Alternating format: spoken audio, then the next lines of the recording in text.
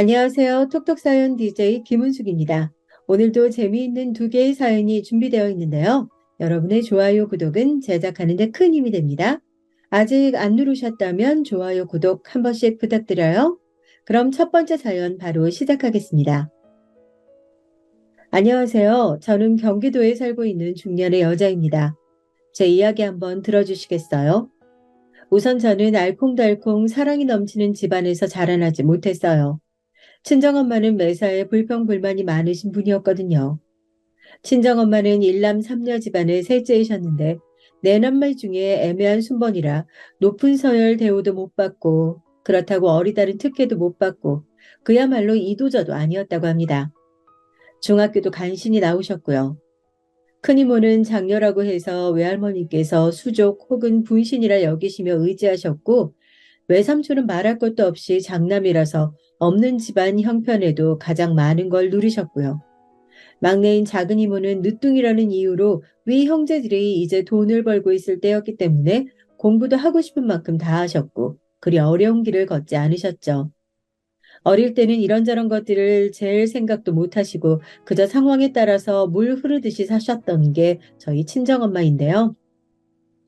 공장 일만 죽도록 하시다가 어느 날 집안 어르신들의 뜻에 따라 시집을 가버리셨을 때 그때부터 지금 세월에 대한 원망이 피어오르기 시작하셨다고 합니다.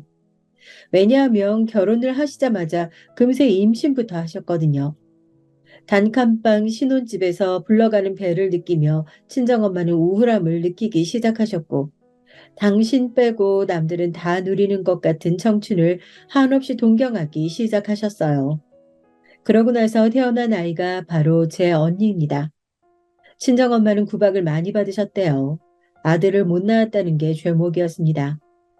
언니를 낳으신 이후에 몸을 추스리는 대로 친정엄마는 다시 일을 다니셔야 했죠. 그러면서 자식에 대한 정을 더욱 못 기르셨던 것 같아요. 형편도 워낙 좋지 못했고요. 부모님의 사이는 좋지도 나쁘지도 않았던 것 같습니다. 어영부영 세월이 흐른 뒤 6살 터울로 둘째가 태어났는데 그게 바로 저였습니다. 네, 또 딸이었죠. 아들을 또 못 낳았다고 구박이 쏟아지자 그때부터 친정엄마의 화병이 제대로 시작되었고 친정 부모님의 사이가 악화되었던 것도 바로 이때를 기점으로 해서였습니다. 시간이 갈수록 친정엄마는 점이 가경이었습니다. 당신의 시댁과는 아예 척을 지신 지 오래였고요. 당신의 친정에 마저 지난 서름을 감정적으로 다 쏟아내신 다음에 거의 대면대면하게 지내게 되셨죠. 제가 9살 때였는데요. 제 친정 언니가 외삼촌 댁으로 가서 살게 됐습니다.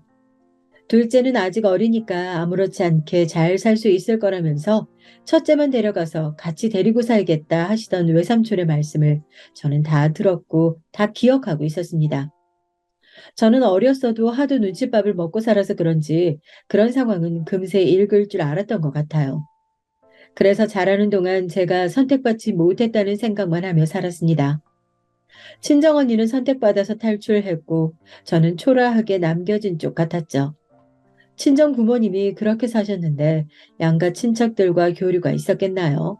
그래서 저는 친정언니와 친자매임에도 불구하고 상당히 어색하게 떨어져서 살았습니다. 어쩌다가 만나게 되어도 특별히 할 말도 없고 그냥 겸연쩍기만 하더라고요. 그렇게 삭막한 줄기로 갈라진 게 친정이었죠. 친정아빠는 제가 21살이 되던 해에 돌아가셨습니다. 뇌출혈로 쓰러지셨는데 회복은 못하셨어요. 친정언니는 원흉으로 친정엄마를 지목했습니다. 그러자 친정엄마가 싸대기를 날리셨어요. 친정언니는 자기가 맞은 것보다 더 세게 친정엄마의 뺨을 후려쳤고요. 저는 이런 광경에 너무 정신적으로 피폐해지는 것 같아서 숨이 멎는 기분이었고요. 맞아서 바닥에 쓰러지신 친정엄마는 멀찍이 서 있던 저를 발견하고 소리를 질러대셨어요. 빨리 와서 안 일으키고 뭐하냐며 당장 이리 오라고 하셨죠. 제가 엉거주춤 친정엄마를 향해 천천히 다가가고 있을 때 빠르게 달려오더니 친정언니의 어깨를 팔로 감싼 사람이 있었습니다. 그 사람은 친정언니가 결혼을 입에 올리고 있던 남자친구였죠. 한숨을 푹 내쉬더니 친정언니를 다독이며 먼저 자리를 뜨더군요. 그리고 두 사람은 몇 달 뒤에 결혼을 했죠. 놀랍게도 친정엄마와 언니가 서로의 뺨까지 쳤던 그 현장은 바로 친정아빠의 장례식장이었답니다. 나도 이제 성인이잖아. 아빠도 돌아가셨으니 이제 더 이상 이렇게 살지 말자. 엄마가 내 엄마라는 이유로 무조건 참아주고 인내하고 희생하고 내가 그렇게 해드려야 할 이유는 그 어디에도 없다는 걸 나는 이제 깨달았으니까. 친정아빠가 갑작스레 돌아가신 것, 그게 저를 변화시켰죠. 변화라는 말로는 부족하고 각성을 시켰던 것 같아요. 어쩌면 친정아빠가 돌아가시면서 남겨질 제가 친정엄마에게 휘둘리며 살까봐 걱정돼서 저에게 어떤 힘을 남겨주신 걸지도 모른다고. 저는 가끔 그런 식으로도 생각을 하고는 합니다. 전문대를 다니고 있던 저는 금세 졸업을 했고 취업을 했죠. 직장 근처에서 자취를 하며 아등바등 아끼고 저축하며 열심히 살았고요. 우스운 건 친정엄마한테 돈을 퍼붓지만 않아도 어떻게든 돈이 모였다는 겁니다. 저에게 배은망덕한 미친 기집애라고 욕을 해대셨던 친정엄마는 그게 안 통한다는 걸 알게 되시자 작전을 바꾸셨어요. 저에게 자꾸만 몸 이곳저곳이 아프다고 하셨습니다. 아프니까 돈 달라고요. 너무나도 지긋지긋했습니다. 저에게 그런 소리밖에 할 줄 모르는 친정엄마의 존재 자체가 저를 갉아먹었죠. 솔직히 아무리 마음 단단히 먹었다고 해도 친정엄마의 하소연을 매번 태연하게 쳐낼 수 있는 건 아니었으니까요. 무시하면 어떻게든 저를 찾아오셨으니 아예 무시할 수도 없었고요. 인고의 시간을 한참 보내고 있던 와중에 만난 인연이 바로 제 남편이었습니다. 저는 가족의 정이라는 걸 따뜻하게 느껴본 적이 없었고, 이런 부분은 애석하게도 사회생활을 하면서 어떻게든 티가 나게 됐었어요. 악착같이 이 악물고 앞만 보며 달려갈 줄만 알았지, 마음의 여유를 둔다거나 지금의 행복을 느끼며 편안해한다거나 이럴 줄 몰랐거든요. 돈을 모아도 늘 조급했고 어딘가 쫓기는 기분이었습니다. 제가 이런 사람이다 보니까 연애를 어쩌다 하게 되어도 제 그늘을 들켜서 버림받을까봐 또 초조했어요. 억지로 밝은 척, 해맑은 척을 하다 보면 피로해졌고, 결국 저는 그런 노력 때문에 혼자 지쳐서 나가 떨어졌고요. 그러다가 서른을 훌쩍 넘겼는데 계속 제대로 된 인연은 못 만났습니다. 하지만 남편은 처음부터 다른 남자들과는 달랐어요. 오히려 제가 남 몰래 가시를 세우고 있는 고슴도치라는 걸 알고서 더욱 저를 좋아해 주었죠.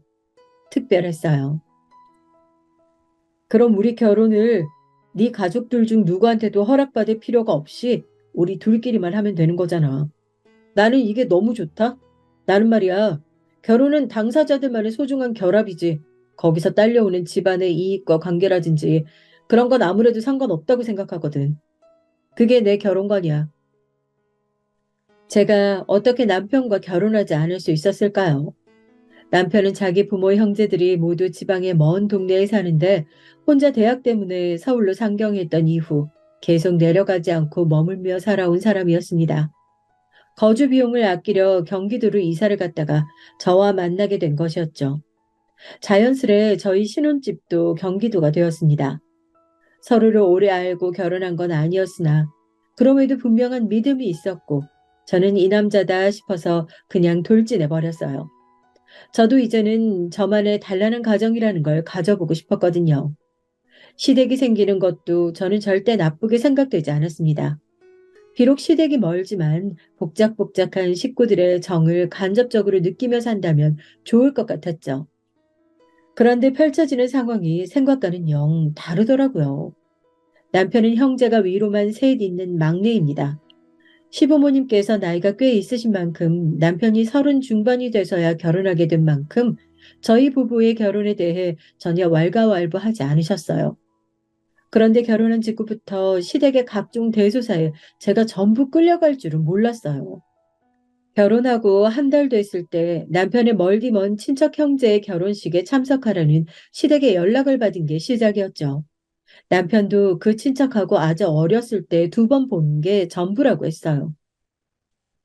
세상에, 막내가 그 정도로 없었는데, 게다가 본인 결혼식 날짜가 잡혀 있던 상황에서 우리 결혼식은 안 왔는데 우리가 가져야 한다고? 이건 좀 아닌 것 같다. 장소도 생각보다 너무 멀잖아. 그렇기는 한데, 네가 집안 행사에 군말 없이 헌신을 하는 모습, 나는 우리 집에 얼른 증명해드리고 싶은 마음이 있거든? 이런 것 때문에라도 결혼식을 갔으면 좋겠어. 내가 큰 소리 쳐놓은 것들도 있어서 결혼하자마자 이렇게 비협조적인 네 모습을 보여드리면 내가 할 말이 없어진단 말이야. 제가 무슨 소리를 들은 건가 싶었습니다. 저의 그늘마저 감싸주는 남편의 모습에 끌려서 결혼을 한 건데 제가 가진 그늘을 이용해서 자기가 어떻게 좀 해보려는 남편의 모습이라니 너무 속상했죠. 분명 결혼 전에 저한테 자기는 따로 나와서 산지 너무 오래이기 때문에 자기 가족들하고 교류도 썩 활발하지 않고 결혼하고 나면 저하고 둘이서만 잘 살면 된다고 했었습니다. 자기 부모 형제한테 휘둘릴 필요는 하나도 없다고 했었고요. 비록 제가 그 말을 흘려듣긴 했습니다만 그렇다고 해서 그 말을 까먹었다는 얘기는 아니거든요. 분명 자기가 그렇게 말을 했었으면서 화장실 갈 때와 나올 때 다르듯 굴다니 조금은 배신감이 들었어요. 하지만 이제 남편이 저의 가족이었으니 제가 어떻게든 견뎌나가야 할 과정이라고 생각했습니다. 저는 분명 행복을 꿈꾸며 결혼을 한 게 맞기는 했지만 결혼 생활이 쉽지만은 않다는 사실은 제 친정의 지난 세월만 돌아봐도 알 수 있었으니까요. 그래서 일면식도 없던 남편의 머나먼 친척의 결혼식에 참석했습니다. 제가 거기 가서 딱히 하는 것도 없었죠. 꺼다 놓은 보리자루 같았습니다. 그리고 다시 며칠 뒤, 웬 갑자기 제사가 있다고 하면서 시댁에서 저를 불렀어요. 당연히 저는 그 존재조차 몰랐던 돌아가신 지 한참이라는 시아버지께 큰아버지가 되셨던 분의 제사였고, 그런 제사도 챙기는 건가 싶었습니다. 결혼하기 전에 분명히 남편은 자기 집안 제사 같은 거 참석해 본 일이 없다고 했었거든요. 그런데 웬 제사인가 싶었네요. 평일 수요일 밤에 제사 참석하러 그 먼 지방까지 내려가는 건 어불성설 같았습니다. 그런데 남편의 태도가 가관이었어요. 나는 그 다음날에 아침부터 회사에서 중요한 회의가 있어. 그러니까 당신 혼자 다녀와야겠다. 무슨 소리야? 그럼 나는 그 다음날 출근을 어떻게 하라고? 당신이 다음날 오전 반차를 내든가 아니면 그날 아예 휴가를 쓰든가 하면 되잖아. 나는 이번 달에 무지하게 바빠서 절대 휴가 못 쓰는 거 알지? 내가 며칠 전부터 얘기했었잖아. 요새 회사 분위기 아주 정신없어. 그러니까 이럴 때 당신이 수고 좀 해주라. 미리 고마워. 우리 저기 민영이가 최고야. 남편은 그러면서 저에게 막 애교를 부려왔어요. 저는 2녀 중에 둘째였으니까 막내인데도 평생 애교를 부린 적이 없었거든요. 친정집이 그 모양인데 애교는 얼어 죽을 단어였죠. 만약 제가 애교를 부렸다면 친정엄마는 질색을 하며 그런 짓 하지 말라고 저를 나무라셨을 겁니다. 그래서 저는 어른이 되어서도 사회생활을 싹싹하게 하는 와중에도 애교를 부리는 건 상상도 못 해봤어요. 남편이 부리는 애교 앞에서 꿈쩍을 못했던 건 그 때문이었나 봅니다. 제가 빠른 생일이었기 때문에 태어난 연도는 제가 늦어도 학년으로 보면 동갑내기였거든요. 그래서 더욱 저에게는 없는 애교 같은 게 남편에게만 있어서 신기하기도 했고 부럽기도 했어요. 어처구니 없는 요구를 들으며 제가 정색을 하게 됐다가도 그럴 때 남편이 애교라는 카드를 꺼내들면 도리가 사라지고 했습니다. 친정 부모님께서는 본 적 없던 부부상이었으니 혹시 남편과 제가 꽤 괜찮은 부부인가 싶은 생각도 들었고요. 어쨌거나 삭막하고 대면대면한 것보단 낫잖아요. 저는 이런 무르디 무른 생각이나 하면서 저도 모르게 서서히 휘둘리고 있었습니다. 그때 목요일 오전 반차를 급하게 내고 제사에 참석했었어요. 장소는 제 시댁도 아니었고 제 큰집이었죠. 저 혼자 가서 다른 것보다도 얼마나 멋쩍었는지 모릅니다. 어색해서 우물쭈물하게 있으니까 다들 저에게 이런저런 일거리를 주더군요. 겸연쩍게 있는 것보다야 뭐라도 하는 게 나을 것 같아서 그렇게 했어요. 하지만 그건 첫 단추를 잘못 끼운 행각이 되고 말았죠. 자리가 사람을 만든다고 하던데 저는 제 자리를 잘못 펼쳤던 거예요. 그때 아침 첫 고속버스를 타고 올라와 집에 오자마자 남편이 간밤에 먹고 하나도 안 치웠던 부엌을 정리한 뒤 출근 준비를 부랴부랴 하고 일을 나갔어요. 피곤해서 오후 내내 죽는 줄 알았습니다. 또 제사가 있었어요. 남편이 이번에는 주말이니까 자기도 같이 갈 테니까 무조건 참석하자고 하더군요. 거절할 도리가 없어서 그렇게 했습니다. 갔더니 거기서 어떻게 된 줄 아시나요? 저만 도착하자마자 숨도 못 돌리고 미친 듯이 일을 했어요. 제사 음식 준비를 처음부터 하려니 아주 끝도 없었죠. 과장을 좀 보태자면 허리 한번 못 폈던 것 같네요. 제가 그러는 동안 남편은 자기 친척들하고 남자들끼리 모여서 수다 떨더니 밖에 나가 놀고 오자면서 휙 나가버리더라고요. 준비가 다 끝나고 제사 올릴 때 돼서야 돌아왔습니다. 잘 알지도 못하는 시댁의 먼 친척집에서 하룻밤 자는 것도 저는 너무 불편했어요. 그런데 이튿날 집으로 돌아오는 길에 남편이 이러더군요. 이러니까 하루 나들이 하고 돌아가는 것 같다. 그치? 기분 전환 다 되네. 그래, 나는 너무 피곤한데. 잠자리도 불편했는지 좀이 다 쑤시는 느낌이야. 에이, 불편해도 그런 것쯤은 감수할 수 있잖아. 우리 집안 친척들하고 이럴 때 얼굴 봐두고 교류하는 거야. 당신은 가족들하고 북적북적 대는 거, 그게 로망이라고 했었지? 그 로망, 이렇게 이루면서 사네. 가족의 정이라고는 눈꼽만큼도 모르고 살던 당신인데, 나랑 결혼해서 많은 걸 누리네? 이거 전부 내 덕분인 줄 알지? 남편은 장난식으로 말을 하는 게 아니라 정말 진지하게 자기가 그렇게 생각을 하고 말을 뱉는 것 같았어요. 너무 큰 황당함에 압도당해서 저는 할 말을 잃었습니다. 저는 결혼하고 나서 그 이전보다 몸이 너무 피곤하고 스트레스가 잔잔하게 쌓여가는 느낌이었건만 남편은 자기가 저의 구세주라고 생각하는 모양이었어요. 저는 생각이 많아졌고 자꾸만 이게 맞나 하는 갈등이 들기 시작했습니다. 먼 놈의 제사가 그렇게 많은 줄 모르겠더군요.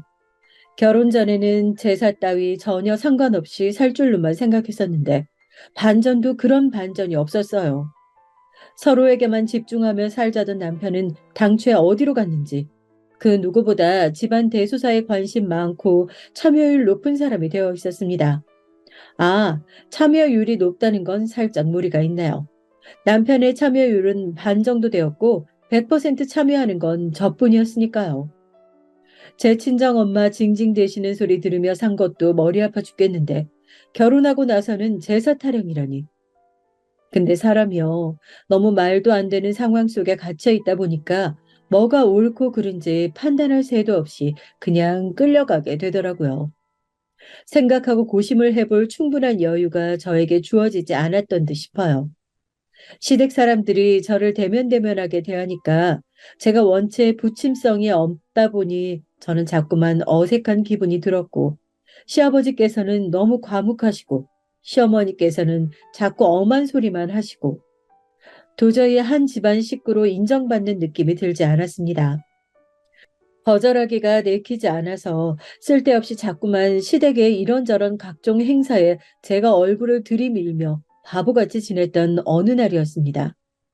그날도 남편이 자기는 중요한 약속이 있다나 어쩐다나 하면서 저만 보냈던 날이었어요. 저한테 미안하다, 우리 자기밖에 없다며 애교를 부려대는 통에 제가 또 그 앞에서 싫은 내색을 못하고 시댁에 발걸음을 했던 날이었죠. 오자마자 시어머니께서 저한테 부엌 일을 시키셨어요. 저는 따랐습니다. 부엌에 딸린 작은 다용도실에서 제가 마늘을 한참 찾고 있을 때였어요. 남편의 형들의 부인들이 제 형님 되시는 분들께서 제가 부엌에 없는 줄로만 알고 그쪽으로 와서 대화를 하셨던 거예요. 근데 내용을 얼핏 들어보니까 제 이야기였습니다. 남편이 저에 대해 시댁 식구들한테 떠들었던 게 있었는데 저라는 사람을 겪어보니까 딱 그대로라는 말이었죠. 마음 의지할 데 없이 살아와서 자기한테 의존적이고 나이도 꽤 찼으니까 자기만 무조건 바라보고 살려자고 그렇게 말하더니만 정말 딱 그런 것 같지 않어? 그러니까요, 형님. 우리는 뭐 알아서 집안에 충실한 종노릇 해주는 사람이 들어와서 좋기는 한데 솔직히 같은 여자로서 좀 안쓰럽기도 하지 않아요? 그 먼 데서 자주 내려온 것만 해도 피곤할 텐데 와서 재미있게 시간 보내는 것도 아니고 이런저런 일이나 실컷 하다 가잖아요. 전업도 아니고 직장 다니면서 말이죠. 나만 참 멀리서 오는 것까지 그렇다 치는데 시댁에 발걸음하면서 남편 두고 혼자 오는 여자 이런 처지가 진짜 불쌍한 거지. 정말 간이고 쓸개고 다 주고 사나 봐. 얼마나 외롭고 가정의 정에 목이 말랐으면 그럴까 싶다.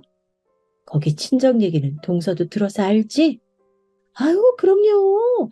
아주 인상 깊게 들어서 다 기억나요. 아직 마늘은 까기도 전이었건만 눈이 참 맵더군요. 금세 눈가가 뜨거워졌고 눈물이 차오른 걸 보면 그게 아주 독할 만큼 매운 마늘이었나 봅니다. 그냥 그렇게 생각해 버렸어요. 저 대화 때문에 제가 우는 거라고 여기고 싶지 않았거든요. 저는 두 형님들이 부엌을 나갈 때까지 그 다용도실에서 가만히 숨죽여 있었어요. 꽤 한참을 아무 생각도 하지 않고 그저 제 감정만 다스리고 있다가 일 안 하고 어디에 처박혀 있는 거냐며 시어머니께서 저를 찾는 소리가 들려오고 나서야 걸음을 옮겼습니다. 그때 제 눈에 들어온 시어머니의 모습이 너무 늙고 작아 보여서 놀랐어요. 원래 이렇게 왜소하신 분이었던가? 저기 보이는 아버님도 마찬가지네. 원래 저렇게 낯빛이 시커멓고 체구가 작으셨던 분인가 싶네. 사실 그런 건 제 달라진 마음가짐에서 비롯된 것이었죠. 저는 급한 일이 생겨서 가봐야 한다는 짧은 핑계만 남긴 채 시댁을 빠져나왔습니다. 시부모님께서 저를 무척 당황스럽게 보셨었죠. 군말 없이 시댁 일 거드는 며느리가 저인데 기행을 벌였으니 절대 제가 거짓 핑계를 댔을 거라고는 그때 생각을 못 하셨을 거예요.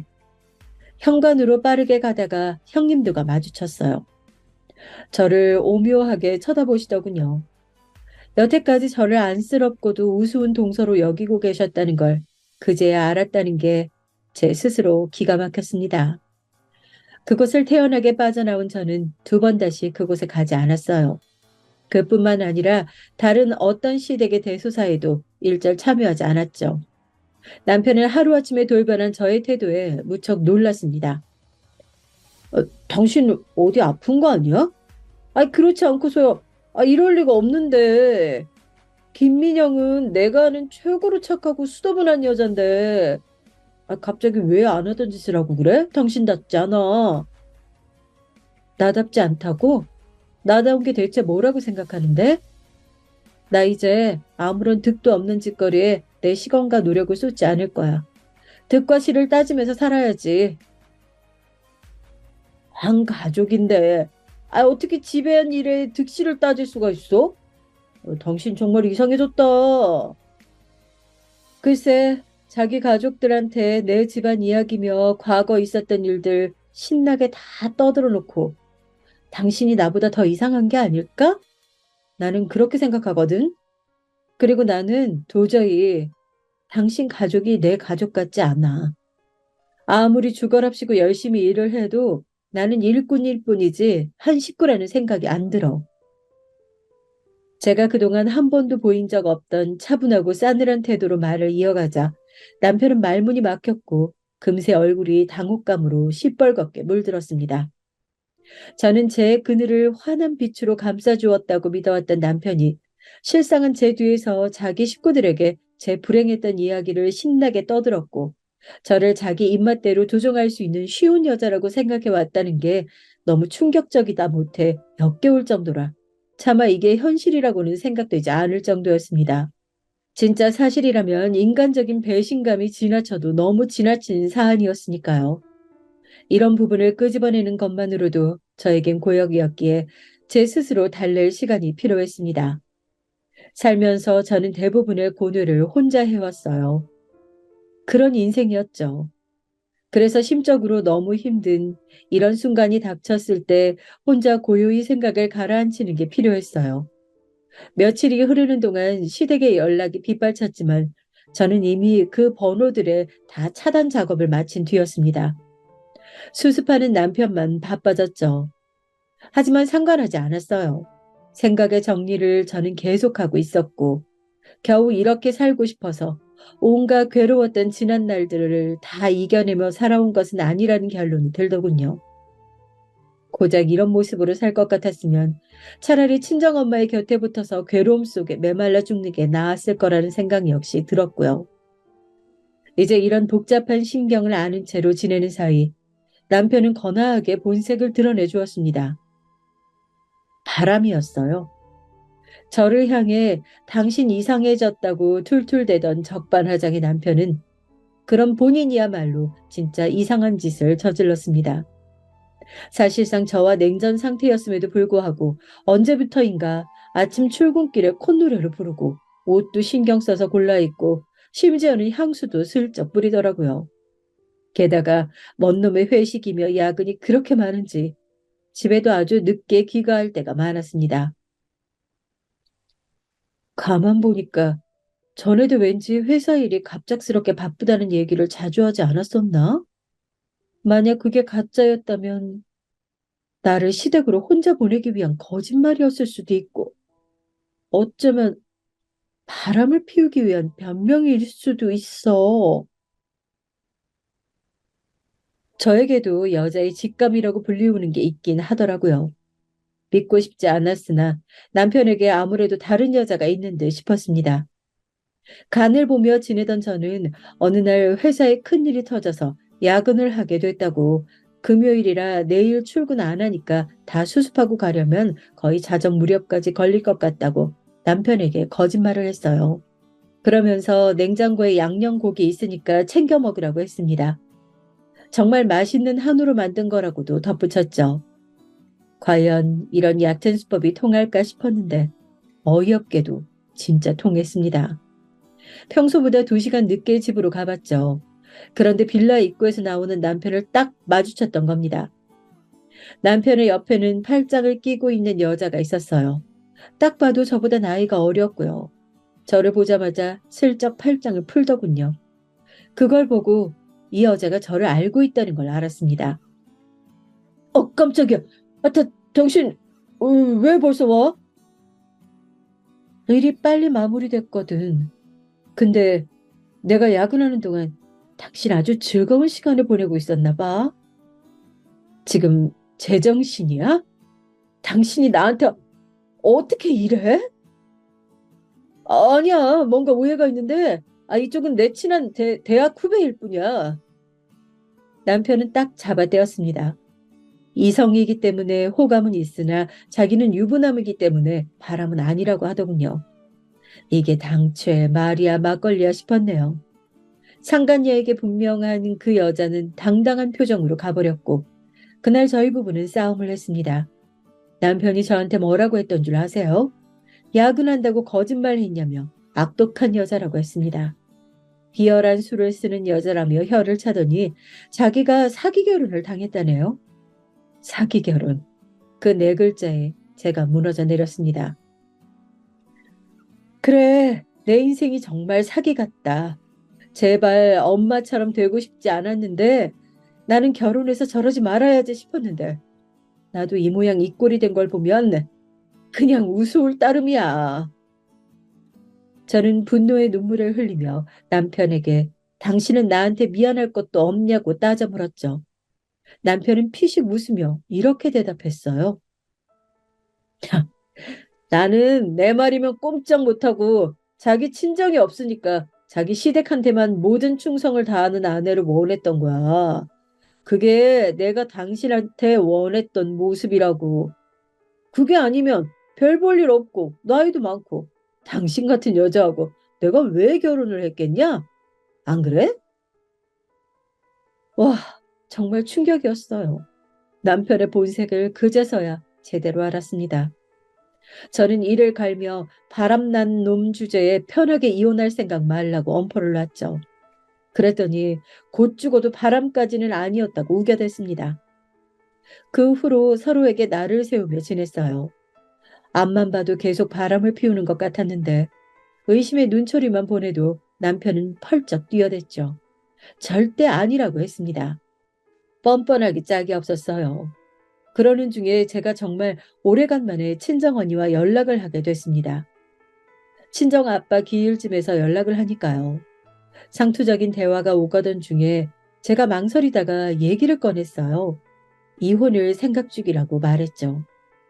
친정언니가 놀라면서 대체 무슨 일이냐고 묻기에 저는 있었던 일들을 알려줬고 그랬더니 친정언니가 우는 겁니다. 저야말로 놀랐네요. 사실은 나 애들 키우는 거 재미없고 미치겠어. 네 형부하고도 전혀 좋지 않아.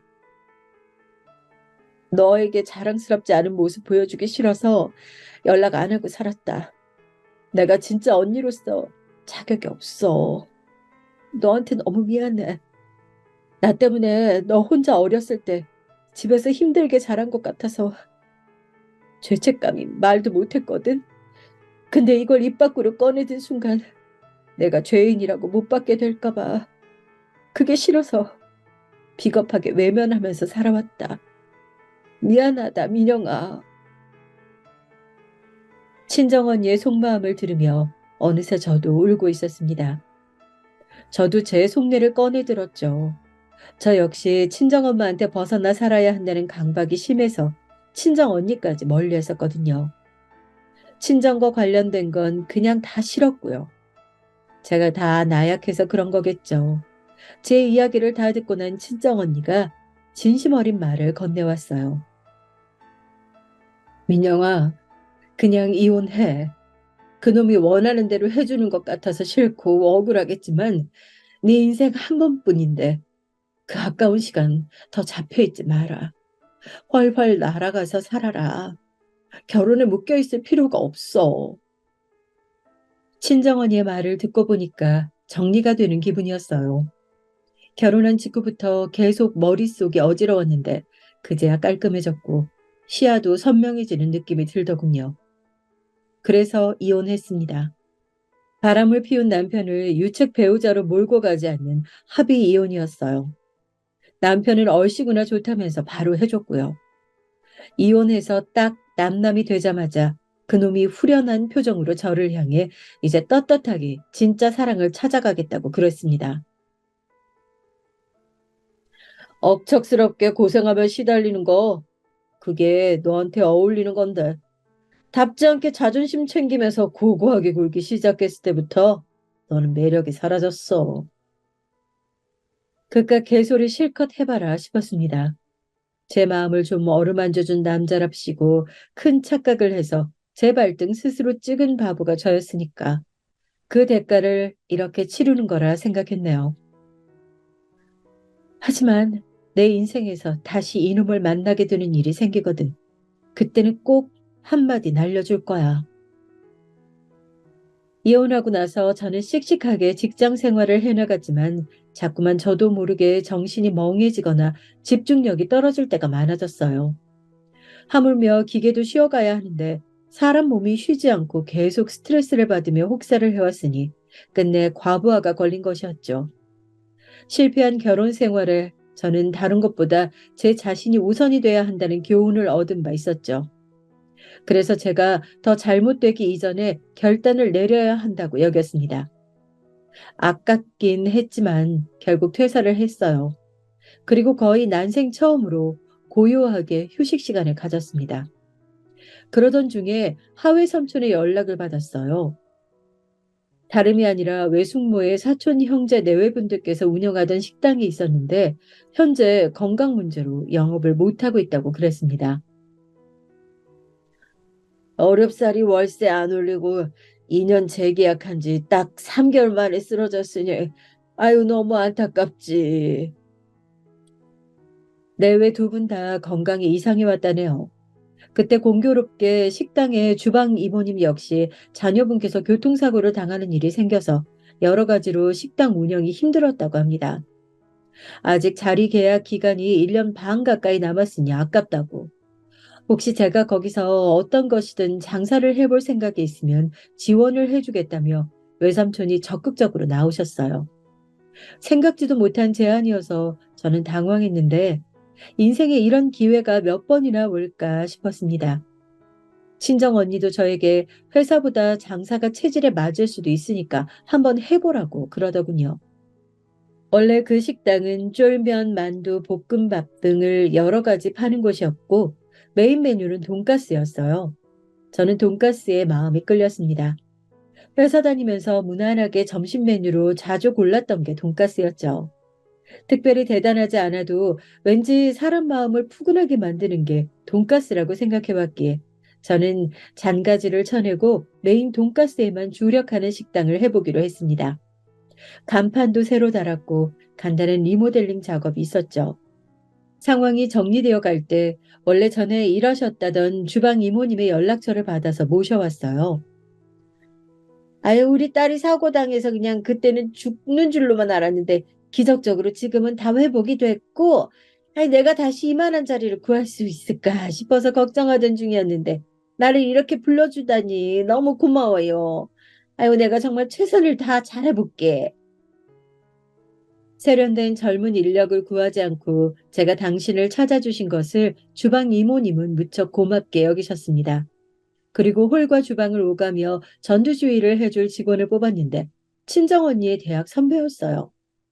결혼하고 나서 경력 단절이 되신 분이었죠.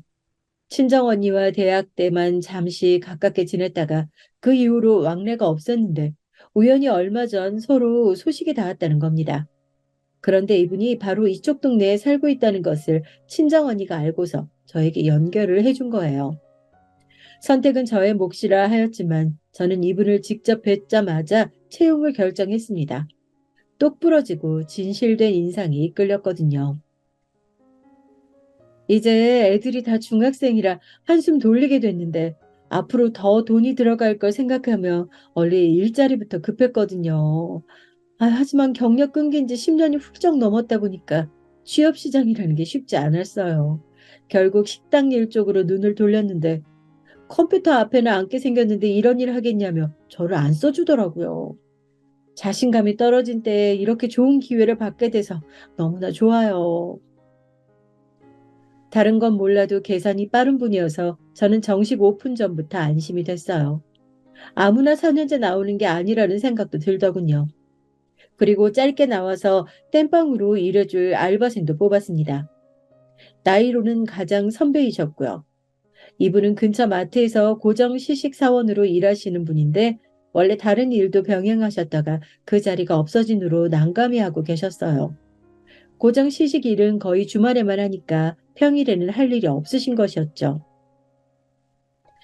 아유, 나이 50 먹고 아직 팔팔하다고 생각했는데 일자리 구하는 게 어떤 것이든 쉽지 않더만. 젊은 사람 안 써주고 나 같은 늙은 아줌마만 써줘서 정말로 고마워요. 아유, 내가 젖 먹던 힘까지 짜내서 열심히 해보리다. 그렇게 저 포함 여자 4인방이 완성됐습니다. 전에는 원래 그 식당에 휴일이 없었다던데 저는 화요일로 고정 휴일도 정했고요. 양도 푸짐하고 깔끔한 돈가스 하나만 제대로 하는 집으로 탈바꿈을 해놨어요. 첫 오픈했을 때 많이 대비를 했음에도 고작 2테이블만 동시에 받아도 우왕좌왕하기도 했습니다. 실전은 확실히 다르더군요. 하지만 즐거웠어요. 저는 제가 내향적이라서 컴퓨터 앞에 앉아 있는 일을 더 좋아할 거라고 여겼는데 식당 운영이라는 게 은근히 뿌듯하고 보람되더라고요. 첫 줄을 무사히 넘긴 후 4인방이 모여 앉아서 두런두런 대화를 나눴는데 다들 저한테 어째서 다른 세련된 메뉴로 하지 않고 돈가스 전문집으로 정했냐고 물어왔어요. 그래서 제가 마음속에 있는 솔직한 답변을 꺼내들었죠. 어렸을 때 저는 화목한 가정의 상징이 돈가스라고 생각했었거든요. TV에 어떤 연예인이 나와서 어릴 적에 엄마가 돈가스 사준다고 해서 나갔는데 치과를 가서 울고불고 난리를 쳤다는 일화를 풀었을 때 그거 보면서 가슴이 아련했습니다.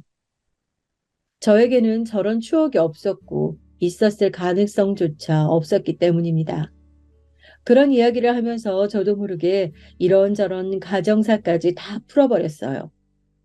그럴 의도는 처음에 없었지만 정 깊은 눈빛으로 저를 바라봐 주시는 분들에게 홀려서 얘기를 다 해버렸죠.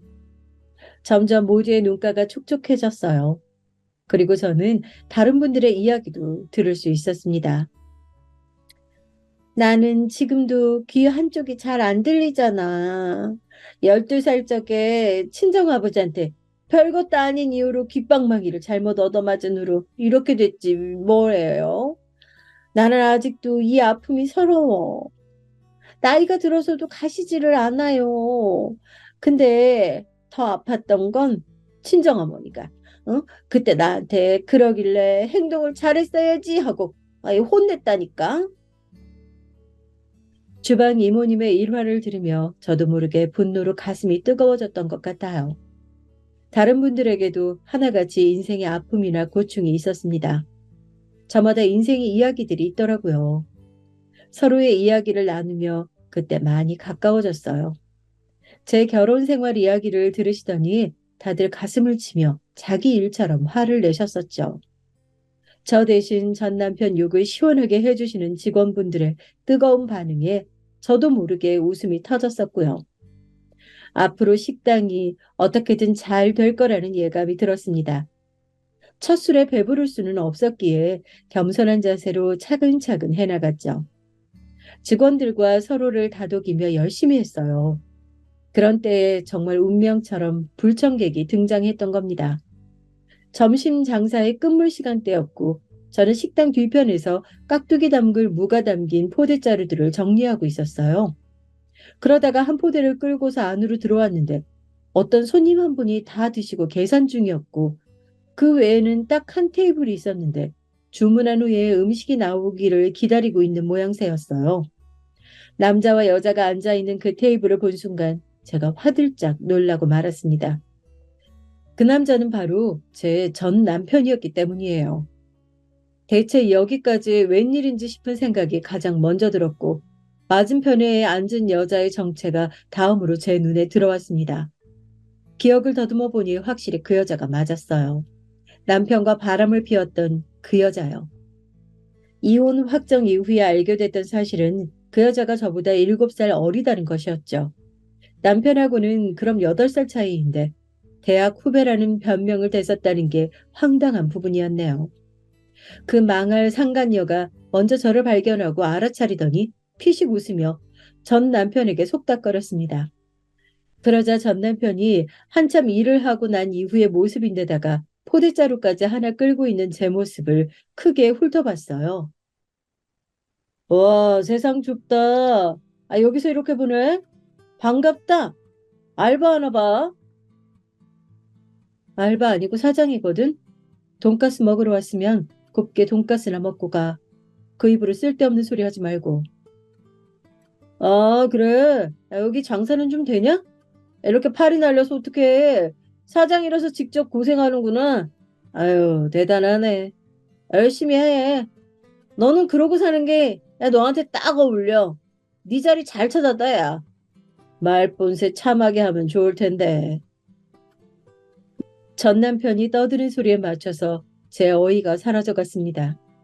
자기 예비 처가에서 워낙 잘해줘서 너무 여유롭다는 아무도 안 물어본 이야기를 전 남편이 신나게 떠들었어요. 상간녀와 결혼을 앞둔 모양이었습니다.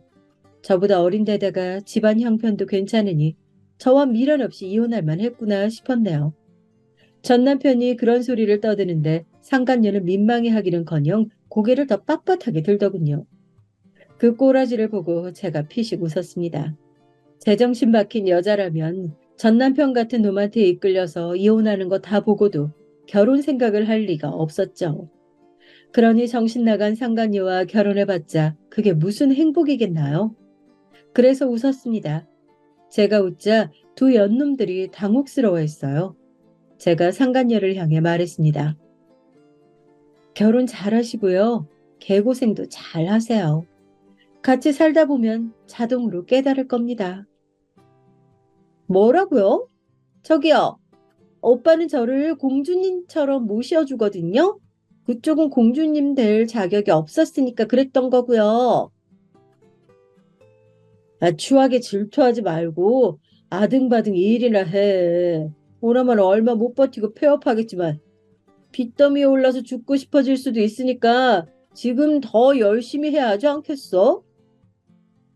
상간녀가 발끈하자 옆에 전 남편은 옌병을 떨었습니다. 제가 분해서 이를 악물었던 건 바로 그때였어요.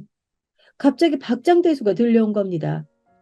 알바로 일하시는 분께서 먼저 이렇게 외치셨죠. 아이고, 아유, 전 남편이셔. 아유, 우리 사장님 재산이 얼마나 많은데. 이건 취미로 하는 거예요, 취미.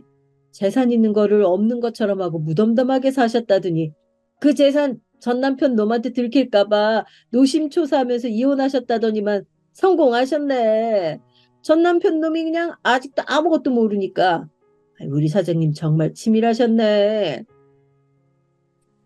이보세요. 결혼 생활하면서 우리 사장님한테 괜찮은 남자인 척 가면을 쓰고 살 거면 그 가면을 본드로 잘 붙이셨어야죠. 괜히 가면 벗어서 돈 맛도 못 보고 멍청하게 이혼이나 하셨잖아요. 그러자 직원분도 금세 덧붙였고 두 분은 다시 깔깔 웃어대셨고 그때 주방 이모님이 홀 쪽으로 나오며 크게 말씀하셨습니다. 다들 그만 웃어. 얘 나까지 웃겨가지고 돈가스 태워버렸잖아. 어쩔 거예요? 아유, 저거 암만 해도 손님한테 못 나가겠네. 아참, 손님이 아니라 손놈이지? 이제 전 남편은 완전히 사색이 되어 있었어요. 이게 다 무슨 소리냐는 얼굴로 멍하게 저를 쳐다보더군요.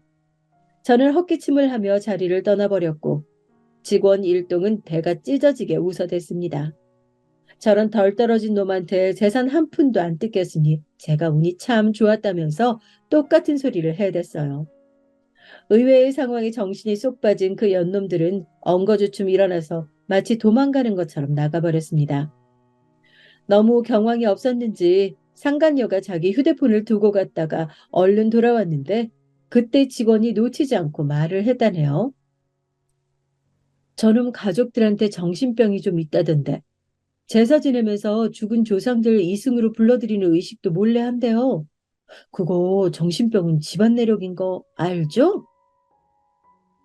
그 어떤 이야기보다 현실감 넘치는 엄청난 거짓말이었습니다. 상간녀는 표정 관리에 실패해서 겁에 질린 낯으로 나가버렸고요. 상황이 일단락된 후 저는 직원들에게 왜 그랬냐고 물으려 하다가 말을 바꿨습니다. 다들 고맙습니다. 덕분에 통쾌했어요.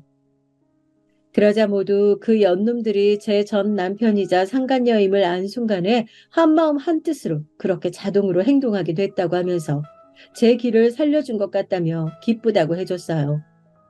오늘 내내 다 같이 깍두기를 담그며 이야기꽃을 피웠는데 전 남편 놈과 상간녀가 기어이 만남을 이어왔고 결혼을 앞두었다는 사실을 목도했음에도 제가 하나도 심경이 복잡하지 않고 그저 웃음이 나고 있다는 것에 저도 신기했습니다.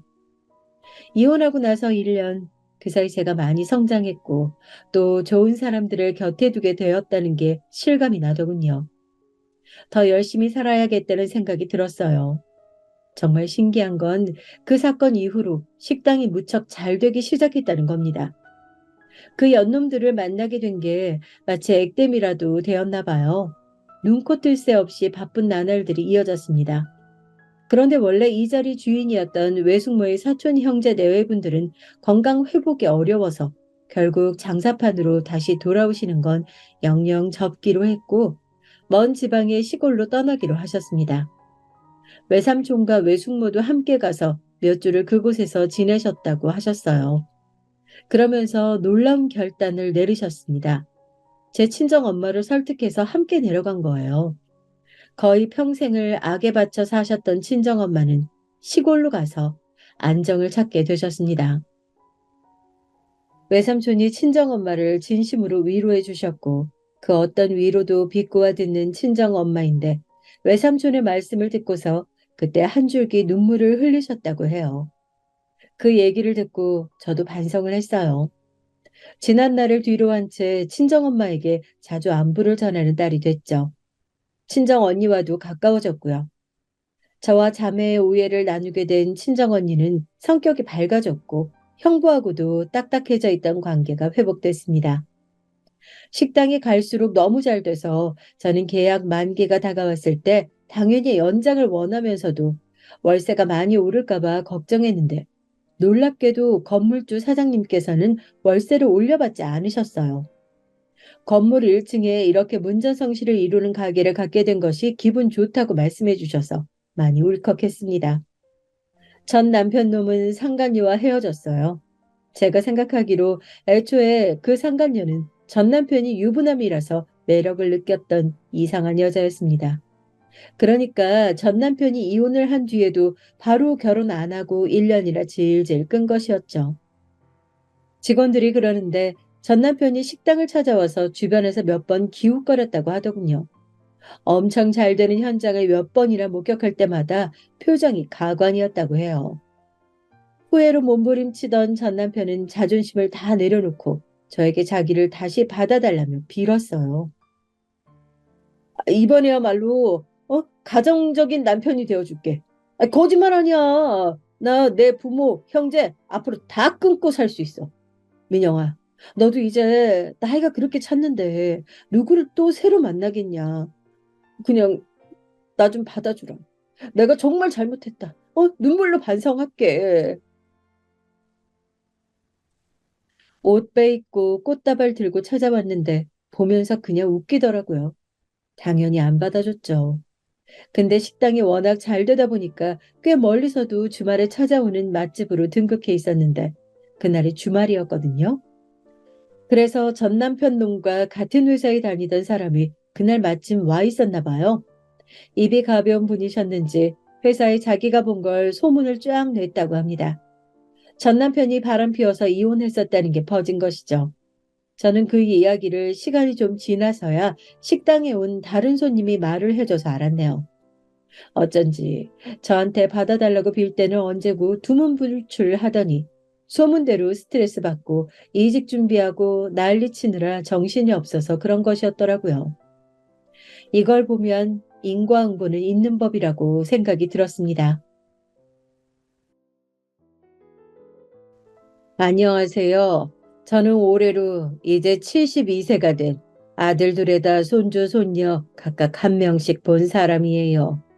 나이 먹고 갱년기며 뭐며 여자로 산다는 게 참 쉽지 않은데 자식들 좀 키워서 편히 살아보려 했더니 어째 젊은 날보다 더 버겁고 지치네요. 차라리 내가 젊기라도 했다면 그런 혈기에 맞서서 잘 싸워 남을 수 있을까 싶기도 하고요. 정말 얼마 전에 내 아들네를 향해 니네는 안 늙을 것 같냐고 소리를 지르고 싶더군요.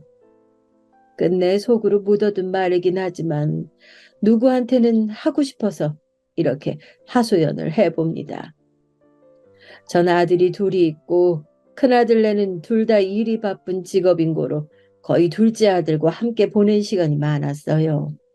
왜냐하면 우리 둘째는 막둥이이기도 하고 장가도 마흔이 다 돼서 갔거든요. 그런데 한창 어린 며느리를 데려고 왔지 뭐예요.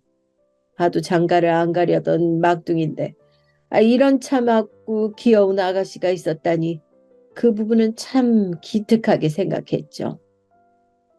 어머니 안녕하세요. 명호 씨한테 말씀 많이 들었어요. 언제 한번 찾아뵈려고 했는데 너무 늦었네요. 이렇게 뵙게 되니 너무 좋아요. 그런데 정말이지 피부가 너무 좋으세요. 이 아가씨는 훗날 제 며느리가 됐고 둘이 알콩달콩 짧게 만나고 결혼을 하기까지 얼마나 저에게 잘했는지 몰라요. 그리고 결혼하고 난 뒤에도 그 모습은 쭉 이어지고 있었고요. 처음에는 큰아들네가 꽤 반대를 했었답니다. 정작 우리 막둥이의 애미애비인 우리 남편과 저는 별 얘기를 안 했는데 대뜸 큰아들이랑 큰며느리가 이 며느리를 드리는 것을 반대한다길래 좀 당황했어요. 이후로는 어쩔 수 없이 수락을 했지만요.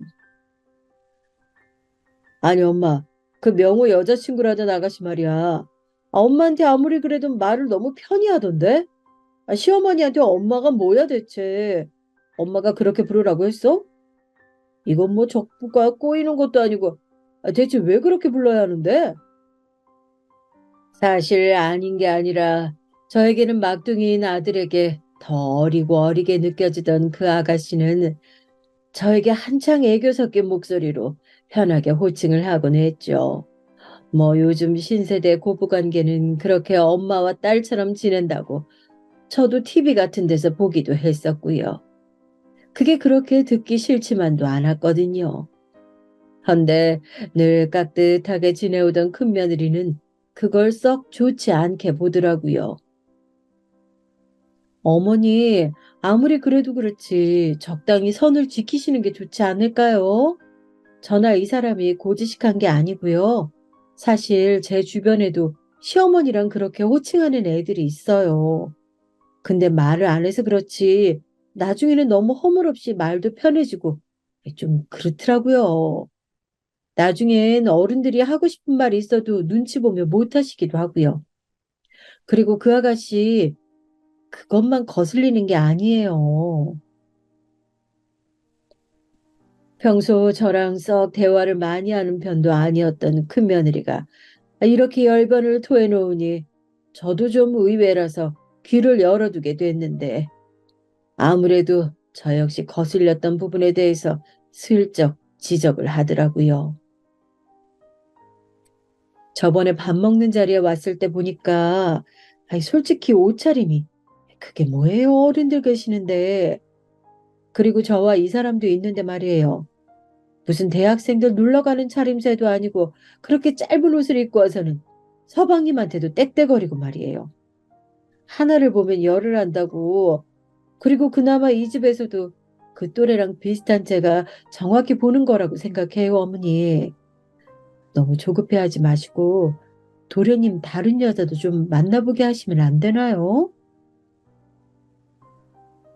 전 그냥 옷차림 정도는 신경 쓰긴 했는데 우리 막둥이 아들한테 그렇게 함부로 대했다거나 하는 것은 잘 못 느꼈거든요.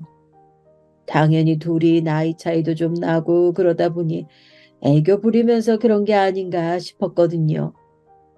몇 가지는 큰아들네 부부가 좀 예민하게 지적한 거라고 생각을 해보자면 결론은 당사자인 막둥이 아들이 그렇게 저 아가씨가 좋다는데 제가 어떻게 반대를 하겠나요? 아들의 마음은 완전히 저 아가씨로 확정을 해서 매일같이 저한테 지 여자친구 얘기만 늘어놓는데 말이죠. 그리고 듣다 보니까 좀 안쓰러운 사연도 있어서 마음이 좋지 않았고요. 엄마 있잖아. 내가 유정이를 그렇게 좋아하는 이유가 뭔지 알아? 묘하게 쟤한테 엄마랑 닮은 부분이 있다니까. 그래서 내가 쟤한테 끌리나 봐. 엄마랑 닮은 점이 많아서 말이야. 이 말이 처음엔 뭔가 했어요. 근데 듣고 보니 희한하게 제가 들어도 비슷한 구석이 있더라고요. 유정이 어릴 때 어머니가 돌아가셨나 봐. 그래서 엄마 사랑이 엄청 고팠다고 하더라고. 엄마도 할아버지 손에 자랐잖아. 내 자식들은 꼭 엄마 사랑 많이 주면서 살겠다고 말이야. 그리고 자식들 늙는 거 같이 보겠다고. 건강히 살겠다고 맨날 입버릇처럼 말했잖아. 글쎄 유정이도 똑같더라니까? 이 얘기처럼 저는 어릴 때 우리 어머니가 일찍 돌아가셨거든요. 저와 언니, 남동생, 여동생들을 남겨두고 세상을 떠나신 그때의 풍경은 참 아프게 남아있거든요. 저를 비롯한 우리 형제들의 가슴을 아리도록 겪은 그 아픔이 너무 커서 정말 이런 진절이 나는 슬픔은 나로 끝내고 싶다는 생각을 했어요. 내가 결혼을 해서 자식을 본다면 꼭 건강히 오래오래 살아서 나도 늙고 자식이 늙는 모습을 보다가 적당한 때에 떠나야지 하고 다짐했었고요. 뭐 이게 마음대로 되는 건 아니지만 늘 그렇게 입에 달고 살면서 무던히도 열심히 살아왔다랬지요. 그런데 막둥이와 결혼할 아가씨도 그런 생각을 갖고 있다고 하니 은연중에 묘하게 반갑기도 하고 좀 짠하기도 하고 했어요. 유정이가 말이야, 자기는 애기들 낳으면 꼭 오래오래 같이 살면서 뭐도 해주고 저것도 해주고 하고 싶은 마음이 크다고 하더라. 엄마 사랑 충분히 못 받은 게 그렇게 괴로웠나 봐. 듣자마자 저는 아이고 짠하기도 해라. 이 소리가 절로 나왔어요. 그래서 잘 지내고 싶기도 했고 한창 이때 왜 저한테 엄마 엄마 하면서 따랐는지 이해가 잘 되더라고요. 이런 배경을 가슴에 품고 인상 깊게 생각하고 있었으니 큰아들네 말이 그렇게 마음에 착 감기진 않았답니다. 걱정해주는 소리로 적당히 알아듣고 막둥이네는 예정대로 결혼을 시켰어요. 예식장에서 저는 한복을 곱게 차려입었고 우리 며느리는 인형 같은 모양새로 드레스를 입은 채로 그냥 둘이 나란히 껴안으면서 사진도 찍었고 말이죠. 그때 눈이 벌게져서 화장이 지워질까 노심초사하던 며느리는 저에게 무척 가슴 아픈 말도 남겼습니다. 엄마, 제가 정말 엄마 딸처럼 잘할게요. 엄마도 저한테 딸이라고 불러주세요. 너무 감사해요. 이러면서 흐느끼는데 저 역시 굳게 다짐을 하게 되더군요. 딸이 없기도 하지만 아무튼 무척 예뻐하며 잘 지내게 됐죠. 이후 결혼한 뒤에는 얘네들이 굳이 말하지 않아도 어찌나 우리 집에 그렇게 자주 오는지 남편이 실실 빈정될 정도였어요. 아이고, 명호 장가 보내놓고 맨날 밥도 안 하고 나보고 대충 차려 먹으라더니 우리 알망구 손이 아주 바쁘네. 고사리랑 이런 거 손 많이 간다고 지긋지긋하다며?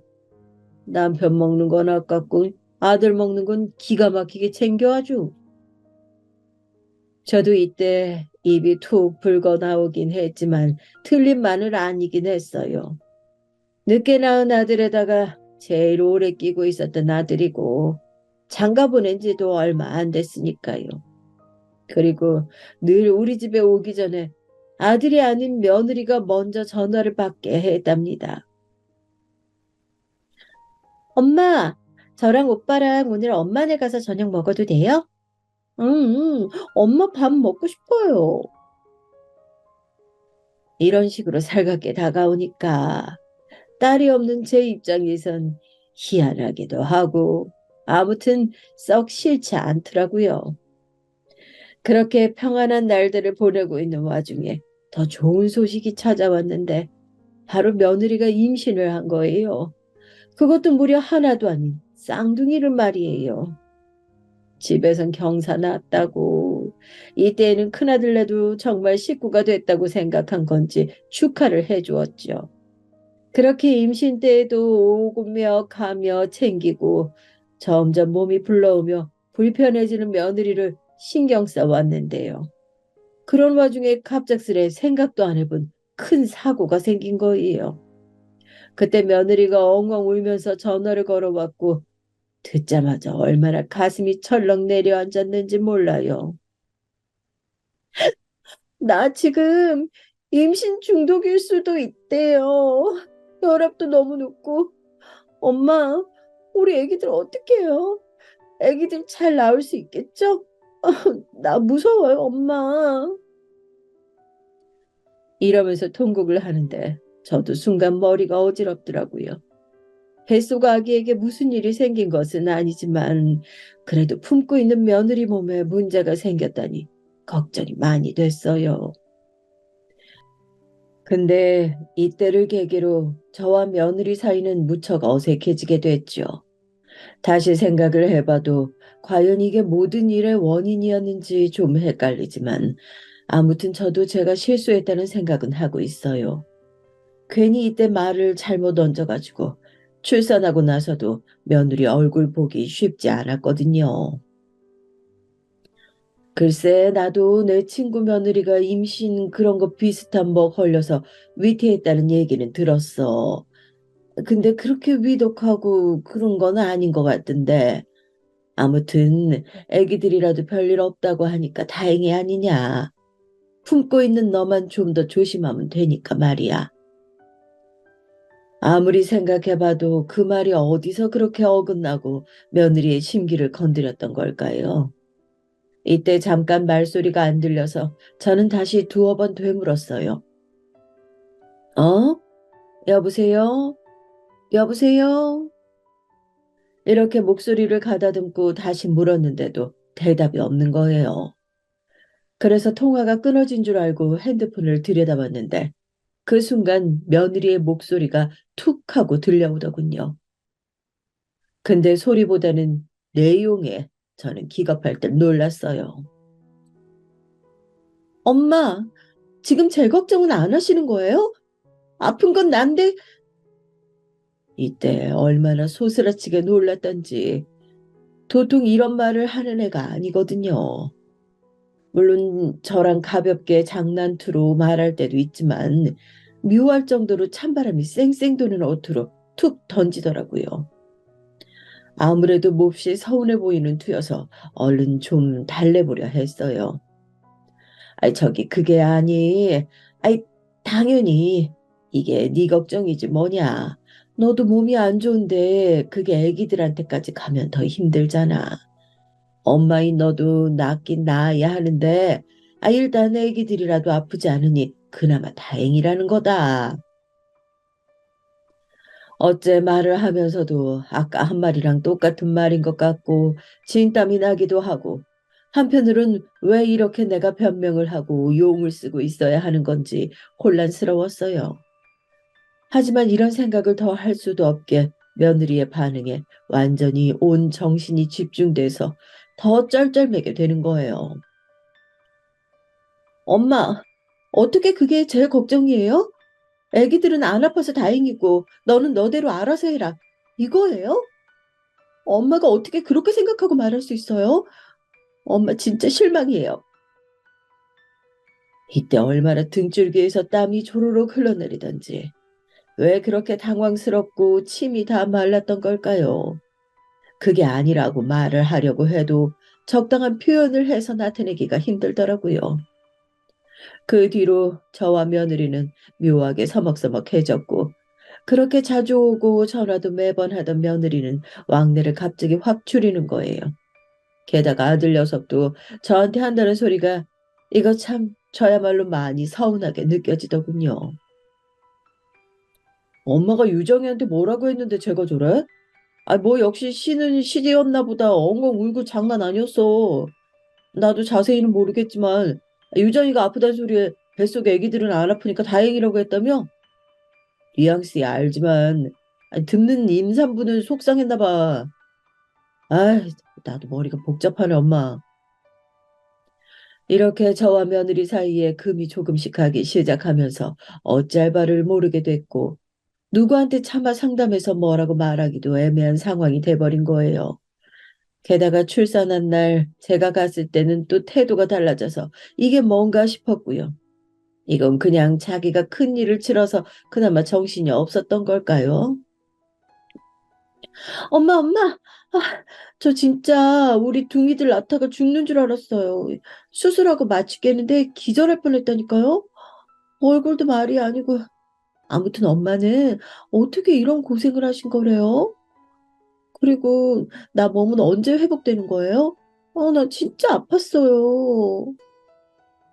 이러면서 앓는 소리를 하며 다시 평소처럼 또 앵겨서는 애교를 부리더라고요. 용돈도 챙기고 과일도 사가던 저는 그나마 이제 관계가 전처럼 다시 돌아가겠구나 싶어 마음을 좀 놨었고요. 이렇게 태어난 우리 둥이 손주들도 얼마나 예쁜지 제 엄마 아빠 좋은 점만 닮아가지고 눈도 크고 아주 귀여웠어요. 병원에서나 조리원에서나 그렇게 기똥차게 이쁘다고 연예인 자식들 같다면 난리도 아니었고요. 며느리는 또 생각 외로 엄청 빠르게 회복해서 집으로 들어왔답니다. 하지만 손주 중 동생인 녀석이 밤잠을 그렇게 안 자고 예민하게 울어대는 통에 제가 같이 가서 붙어 있는 수밖에 없었죠. 왜냐하면 하루가 멀다 하고 며느리가 저를 불러댔거든요. 엄마, 나 진짜 잠도 못 자고 죽겠어요. 우리 정우, 진우 고생하면서 낳아놨더니 키우는 것도 좀 순탄하게 가면 안 되나요? 오빠 요즘 같이 안고 자다가 밤 꼴딱 새고 회사 가거든요. 근데 글쎄 꾸벅꾸벅 졸면서 커피 마시다가 놓쳐서 바지에 다 쏟았다고 하더라고요. 아무래도 도우미 아줌마를 써야겠어요. 이런 말까지 나오고 있으니 아무래도 제가 가서 돌봐야겠더라고요. 왜냐하면 제 친구도 아들네 도우미 아줌마를 쓰는데 생각보다 비용이 아주 많이 드는 거예요. 아침에 갔다가 저녁에 오는 데만도 300 넘게 준다고 하는데 얘네들 집도 작고 애기도 둘인데 생활비며 뭐며 갈 길이 멀거든요. 차라리 그 돈 아꼈다가 그냥 저들 생활비나 집값에 보탰음 해서 제가 얼른 움직이게 됐죠. 하지만 저도 좀 후회가 되는 게 이 무렵 남편 건강이 썩 좋지 않았거든요. 건강검진 받을 때 결과가 늘 좋았던 건 아니지만 하여간 그렇게 술, 담배를 못 놓고 살아서 속을 썩이더니 말이에요. 나이 들어서도 저 고생시키려는 건지 여러모로 앓는 소리를 하고 손이 많이 갔어요. 그래도 평생을 남편 자식 뒷바라지하며 살았고 있는 밥 챙겨 먹고 왔다 갔다 하는 것 정도야 본인이 해야 되잖아요. 결국 저는 제 자식 쪽으로 마음이 기울어 아들네 집에 더 자주 다니게 되었답니다. 이렇게 저희 두 집 살림은 시작됐고 어느 쪽 하나 허술하게 했단 소리 듣고 싶지 않아서 우리 본집은 늘 깨끗하게 치워두고 음식도 많이 해두었어요. 그중 얼마를 갖고 와서 아들네로 출근해서는 또 밤새 어지러진 얘네 집 치우고 음식도 채워주고 했던 거죠. 하지만 이런 고생을 하면 보람이 좀 있어야 되는데 우리 남편은 그렇다 치고 아들 며느리네는 영 돌아오는 반응이 없더라고요. 제가 뭐 돈을 달라 했나 어쩌라 했나 그저 뭘 좀 해주면 고맙다고 말하면 덧나나요? 그것조차 간지럽고 불편하면 적어도 제가 해다주고 치워주는 걸 적당히 유지는 해줘야 되는 거 아니에요. 보다 못해 저도 잔소리가 나왔는데 어쩜 반응이 이런지 기가 막히더라고요. 얘 유정아, 이거 곰팡이 핀 것 좀 봐라. 이거 갖다가 넣은 지 언젠데 먹지도 않고 이렇게 됐어. 냉장고 안에 상한 음식이 있으면 다른 음식에도 안 좋아. 애기들 키우는데 그러면 안 되는 거지. 아니, 아니, 잠깐. 저는 반사적으로 놀라서 다시 말을 수정했어요. 아, 그게 아니라 아무튼 너네도 이런 냉장고 상태로 뭐 먹고 그러면 하여간 다 같이 체하고 아픈 거다. 그러니까 좀 치우고 살아라. 응? 며느리는 이때 앉아서 물을 홀짝 들이키고 있었는데 눈썹을 치켜뜨더니 표정이 나빠지는 거예요. 근데 저도 몸이 지치고 피곤해서인지 저런 반응을 못 넘기고 같이 한 소리 하게 되더군요. 엄마, 엄마 지금 쟤네 맨날 자지러지게 울고 난리치는 거 안 보이세요? 나도 깨끗하게 하고 냉장고 치워두고 살고 싶죠. 근데 지금 쟤네들 씻지도 못하고 잠도 못 잔다고요. 왜 나한테만 뭐라고 해요? 오빠도 똑같이 이 집에 살고 먹고 사는 사람인데 오빠한테도 좀 뭐라고 해보세요. 제가 아무리 육아가 녹록지 않고 힘들다고 하지만 그래도 시어머니인데 이런 말을 막 해도 되는 건가요? 한편으론 이런 말까지 듣고 있는 내가 스스로 참 어이가 없고 며느리가 순간적으로 너무 미워 보였어요. 예, 내가 뭐 야단치는 거냐? 응? 내가 집도 치워가면서 음식도 해다 주고 하는데 그 정도 말은 하면 안 되는 거야?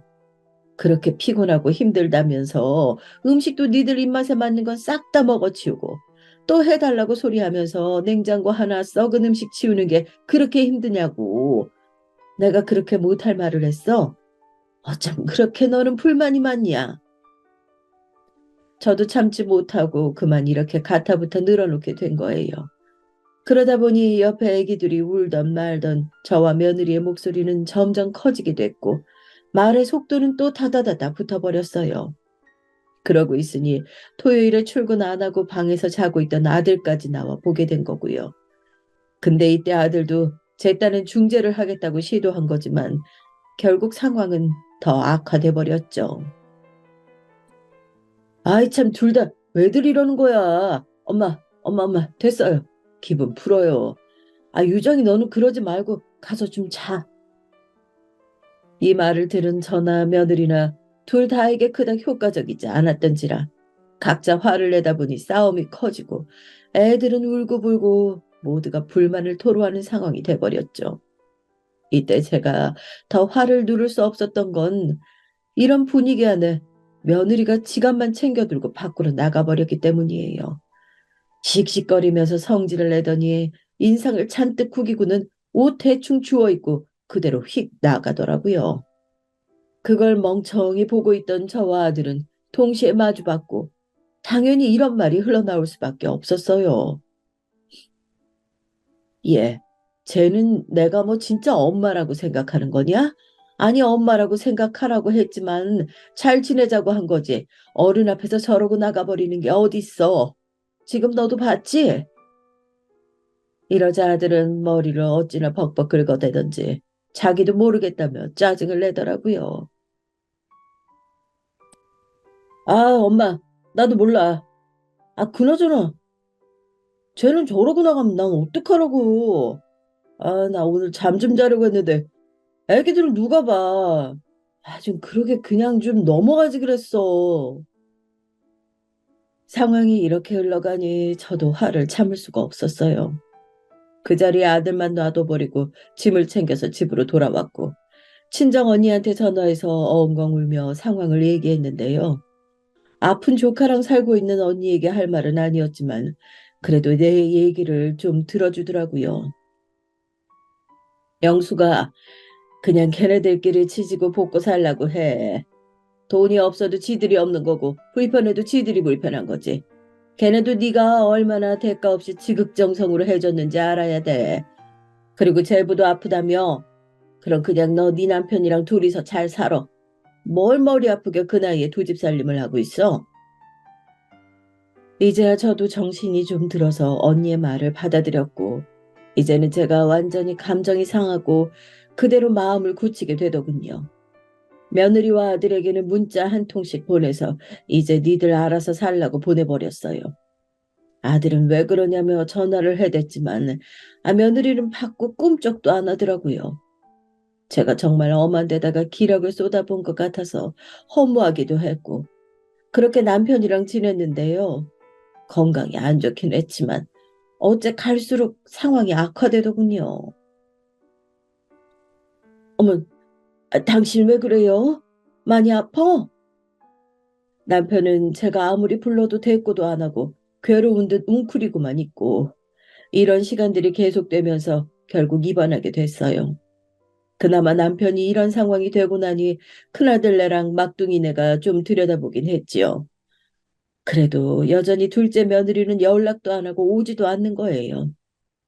그러니 큰 며느리가 한 소리를 하고 저도 이때부터는 제 귀에 이 말이 좀 들어오긴 하더라고요. 어머니, 그러게 제가 동서 별로라고 말씀드렸잖아요. 저도 대충 얘기 듣긴 했는데 뭐 애기 자기 혼자 키우나요? 시어머니가 밥이랑 다 해서 매일 갖다 주고 집 청소도 해주시는데 그렇게 짜증내고 나가는 게 어딨어요. 그래놓고 아버님 편찮으신데 지금까지 와보지도 않는다뇨. 아유, 진짜. 솔직히 저는 서방님 걱정돼요. 저런 와이프랑 순탄하게 잘 살지 말이에요. 저 역시 화가 단단히 나 있었지만 일단 남편 상태가 너무 위태위태하고 고루 깊게 신경은 못 썼어요. 그렇게 정말 입원한 지 그리 오래지 않아 상황은 악화되고 자꾸 무서운 경고들만 받게 되다 보니 가족들이 많이 지치게 되더군요. 힘들어서 주저앉아 있는 제 옆을 지켜주는 건 아들들이지 실상적으로 큰 며느리도 직장 오가느라 큰 힘이 되진 않았죠. 그나저나 전화는 매일 해주고 가끔 들렸으니 둘째 며느리보단 나았고요. 그렇게 두 달이 더 지나 저는 남편과 이렇다 싶은 대화도 해보지 못한 채 떠나보내게 됐죠. 사람이란 게 참 간사하고 이상한 것 같아요. 그렇게 내내 투닥거리고 원수같이 여기면서 남편 술버릇을 증오했는데 노년에 아파졌을 그 몇 년간 무렵을 제가 옆에 충분히 못 있어줬거든요. 근데 그렇게 한이 되고 미안한 거예요. 우리 친정언니는 평소 우리 남편을 미워했던지라 이런 제 반응을 기가 막혀 했어요. 아이고, 무슨 대감마님 납셨어? 제부도 그만하면 살 만큼 산 거야. 네가 미안할 게 뭐 있어? 나는 네가 제부 술주정이며 사고 치는 거 다 감당하고 살면서 병 안 난 게 더 유해. 솔직히 내 동생 더 고생 안 시키고 저렇게 간 거 나쁘지 않다고 생각한다. 그리고 그 나이가 그렇게 억울할 나이도 아니잖아. 그만하고 이제 너도 네 건강 챙겨. 언니 말은 틀린 게 하나 없지만 이상하게 저는 남편을 보내고 난 뒤 그 집에 혼자 있으면서 계속 우울감과 공허함이 커지더라고요. 그렇게 사이좋은 남편도 아니었고 원수 같아서 미워한 날이 더 많았고 썩 남편이 좋아서 힘들었던 것도 아니에요. 그저 늘 사람이 드나들던 공간인데 그게 텅 비어 있고 저 혼자만 멀뚱히 움직이고 있으니 허전했던 거고요. 근처에 자식들이 있다곤 하지만 그것도 하루 이틀이고 큰아들네는 아주 멀리 살고 있어요. 그나마 가까운 막둥이 아들네는 며느리랑 사이가 틀어져서 별로 왕래도 할 수 없었고요. 내 처지가 너무 싫고 짐짝처럼 여겨지니 계속 힘든 밤이 이어지더군요. 아무리 약을 먹어도 불면증은 심해져서 잠을 잘 수가 없어지고 살은 계속 빠져만 갔어요. 그때 저를 구원하듯 불러들인 목소리가 있었으니 바로 막둥이 아들이었죠. 엄마, 진짜 이러다 엄마 큰일 나겠다. 안 되겠어. 우리 집으로 들어보자. 이 말에 저도 홀린 듯 이끌려서 며느리와의 관계가 신경 쓰였지만 어쩔 수 없이 이쪽으로 방향을 틀게 되더라고요. 왜냐하면 그도 그럴 것이 밖에서 장을 보고 돌아다니다가도 집에 들어가면 처지고 울컥함에 눈물이 막 쏟아지더라고요.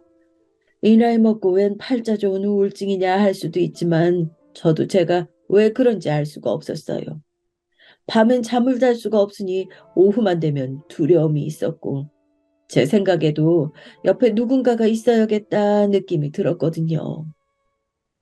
그러니 머릿속으로 아무리 생각해봐도 큰아들네는 한창 공부하는 애들이 있어서 어렸고 끼케야 막내둥이 아들 쪽인데 그나마 그쪽으로 계속 가능성을 떠올리게 되더라고요. 며느리와 관계가 다 회복되진 않았지만 아들이 나름 열심히 말을 해두었는지 남편의 장례 이후로 꽤 오랜만에 보는 것이었지만 적당히 말은 나누게 됐어요. 그런데 이제 호칭을 완전히 달리하더군요. 어머니 오셨어요? 오빠한테 얘기 들었어요. 일단은 저쪽으로 방 비워놨어요. 여기서 지내시면 돼요. 그러면서 대강 치워둔 방을 하나 가리키더군요.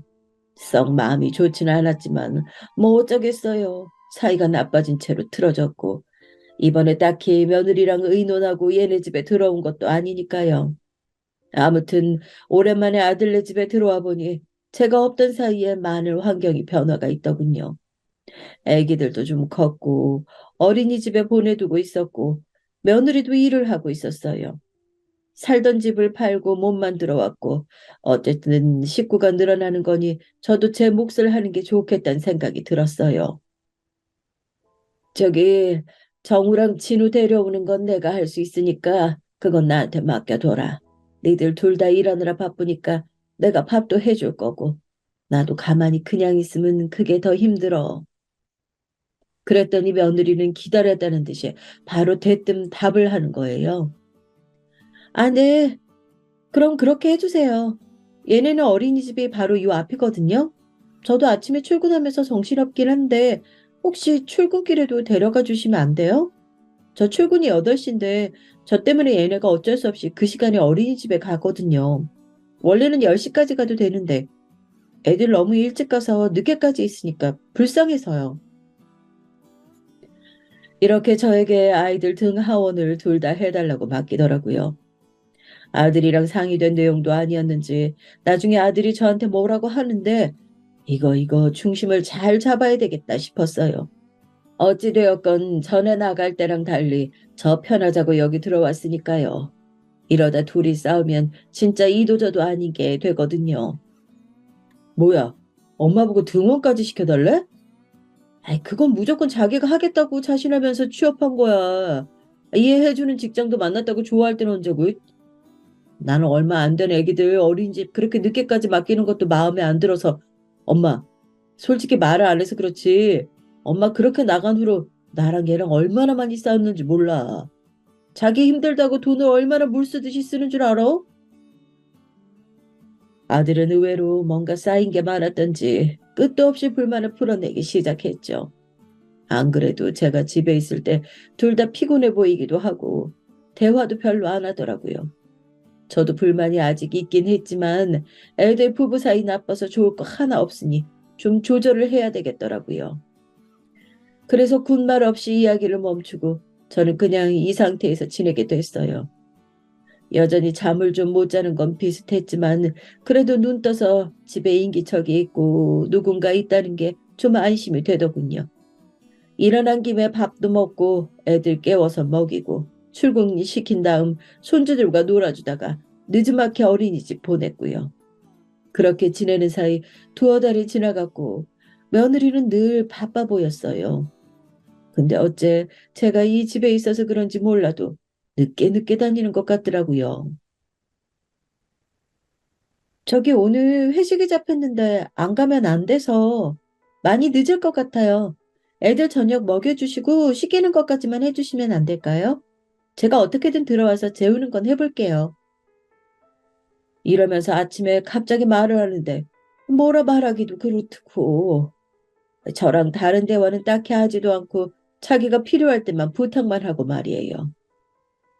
점점 며느리는 초반에 마주했던 인상과는 달리 완전히 다른 사람이 되어가고 저를 볼 때에도 눈 한 번 제대로 마주치지도 않았어요. 그럴 때마다 저는 속으로 어떻게든 좋게 생각해 보려고 했고 그때 내 마음은 그게 아니었지만 얘는 많이 서운했나 보다 그렇게 여기려고 했답니다. 근데 앞서 말했듯이 저런 부탁으로 시작해서 제가 들어주기 시작하니까 점점 하나씩 더 늘려가는 거예요. 저도 만만치 않게 불만이 쌓여가던 와중에 그만 큰 사고가 터지고 말았죠. 이날 저는 병원에 실려갔고 그 와중에도 손주들이 신경 쓰여서 마음은 참 지옥 같았는데 사건인 즉슨 폭우가 쏟아지던 날에 제가 유모차를 밀고 가방을 메고 우산 쓰고 애들은 어린이집으로 보내던 날이었어요. 횡단보도 하나 건너면 끝이긴 한데 어쩜 그날 비가 거세게 내리치던지 비닐 덮개를 씌워둔 손주들 유모차에 습기가 다 차서 아니 안 보일 정도더라고요. 그리고 차들도 신호를 무시하고 너무나 쌩쌩거리며 무섭도록 쏘다녔고요. 파란불에 건너는 건데도 위협적으로 느껴지던 그때 저는 다 건너가던 와중에 그만 미끄러지고 말았죠. 가방 안 젖게 하겠다고 하나를 자세를 바꿔서 매려던 차에 그만 뭘 잘못 디뎠나 봐요. 그대로 제가 넘어지면서 애들 유모차도 넘어가고요. 그나마 정말 가슴을 쓸어내릴 정도로 다행이었던 건 그렇게 맹렬하게 날아들던 차가 그나마 빨간불로 넘어갔음에도 불구하고 멈춰졌기 때문이죠. 아무튼 이때 저는 허리를 제대로 다쳐서 몸을 일으킬 수도 없고 유모차가 넘어간 상태로 놀라서 우는 애기 소리를 들으며 얼마나 절망했는지 몰라요. 그나마 그쪽이 대로변이라 지나가는 사람이 두어 명 있었어요. 유모차를 세워주고 저를 일으키려고 하는데 진짜 하늘이 노랗고 허리에 번개를 맞은 것처럼 일어날 수가 없는 거예요. 도와주겠다고 손을 대면 될수록 눈앞이 번쩍하고 기절할 것 같은 게 아무래도 제대로 뭐가 잘못된 것 같더라고요. 그 길로 결국 병원으로 실려갔고 이때 어쩔 수 없이 그나마 근처 직장에 있던 며느리가 뛰어왔어요. 하지만 이때 며느리 태도에 저는 기절할 듯 아픈 허리보다 마음을 더 깊이 상처 입게 됐습니다. 그래서 애들은요? 애들 어디 있어요? 애들 어디 있다고요? 이때 저는 겨우겨우 말을 하며 어린이집에 어찌어찌 원장님이 태워가셨다고 말을 했죠. 왜냐하면 사건이 터지고 가장 먼저 연락이 가게 된 건 당연히 아들이었어요. 아들은 지방 출장을 가 있던 터라 나올 수 없었고 급히 며느리에게 연락해서 저를 좀 봐달라고 했던 거죠. 그리고 아기들을 어쩔 수 없으니 제가 넘어진 곳 바로 코앞인 원장에게 전화로 부탁을 한 거고요. 얼마 지 않아 원장님이 주임 선생님과 함께 나와서 손주들 데리고 가고 저는 그 모양을 보고서야 병원에 왔거든요. 애들 들어갔어. 어린이집에 걔네는 보내놨다. 이렇게 겨우 쥐어짜서 말을 하는 저에게 며느리가 던지는 말은 마치 저에게 무슨 복수라도 하듯이 들리더군요. 아, 뭐야. 아, 그럼 진작 말을 하셨어야지. 여기까지 올 게 아니었는데. 지금 일하다가 나왔다고요. 바빠 죽겠는데. 어머니 일단 혼자 있을 수 있으신 거죠? 막 간병인 같은 거 필요한 거 아니잖아요. 필요하면 저도 좀 알아보고요. 그리고 오빠 조금 있다가 올라온다고 했어요. 저 들어가 봐도 되는 거죠? 아니, 얘 눈엔 제가 대체 뭐인 거랍니까? 아파서 누워있는 사람 안부는 관심도 없고, 제가 지 자식들 데려다 주다 이 꼴이 난 건데, 저랑 관련된 얘기는 단 한마디도 꺼내지 않는 거예요. 그렇다고 화낼 기운도 없으니 저는 속으로 끙끙 앓으며 원망스런 눈으로 며느리를 쳐다보기만 했어요. 아무튼 전 갈게요. 애들 하원은 그럼 어떡하지? 아, 맞다. 이러면서 어딘가 전화를 걸더니 바로 전화를 받으면서 가방을 챙겨 들고 나가버리는 거예요. 이 모습을 보고 순간 떠오르는 게 저도 참 이때 아픈 허리인 상태로 몸은 못 쓰면서 머리는 많이 썼나 봐요. 너무 불쾌해서 생각에 생각만 하다 보니 어느새 그 중심이 옛날로 향하게 되는 거죠. 며느리가 임신을 하고 어디가 아프다고 했을 때 시어머니인 제가 지 걱정은 안 하고 애들 걱정만 했다며 뭐라 했었거든요. 그걸 갖고 서운하다고 그때부터 획 돌아서더니 쭉 냉전 상태로 지금까지 오게 된 거 말이에요. 그게 떠오르면서 얘가 지금 저한테 똑같이 복수를 하나 싶은 거예요. 제가 너무 이때 과민하고 몸이 힘들어서 별 생각을 다 했는지 모르겠지만 복수까지는 아닐지라도 좀 한 대 맞은 느낌이었어요. 나중에 아들이 병원으로 왔는데 그걸 갖고도 또 둘이 어마어마하게 싸운 모양이에요. 제가 태어나고 집에 갔을 때 둘의 분위기가 여전히 싸했습니다. 그러니 계속해서 눈치를 볼 수밖에요. 정말 쥐 죽은 듯이 며칠 지내다가 또다시 허리가 아파오고 움직일 수 없어서 진짜 죽겠더군요. 하다하다 안 되겠어서 오죽하면 제가 그날 큰며느리한테 전화를 했겠나 싶어요. 저기, 큰애야, 나 진짜 몸이 큰일 났나 보다. 저 병원에서 나올 땐 괜찮은 줄 알았는데, 아이, 너무 힘들구나. 내가 너한테 이런 부탁하면 안 되는데, 정말 미안하지만, 혹시 김치 좀 있어? 여기 먹을 게 아무것도 없고, 내가 챙기긴 해야 되거든. 너 안 바쁘면 잠깐만 차로 가져다 주면 안 될까? 제 말을 들은 큰며느리는 잠깐 말이 없더니 바로 다시 뭐라 쏟아내는 거예요. 근데 이때 저도 모르게 서러움에 눈물이 났어요. 세상에. 어머니, 그 몸을 하시고도 그 집밥을 차려주시려고요? 아니, 동선 뭐 하는 거예요? 여기 일하는 엄마가 자기뿐인가? 저도 우리 애들 수험생이라 진짜 엄청 힘든 때예요.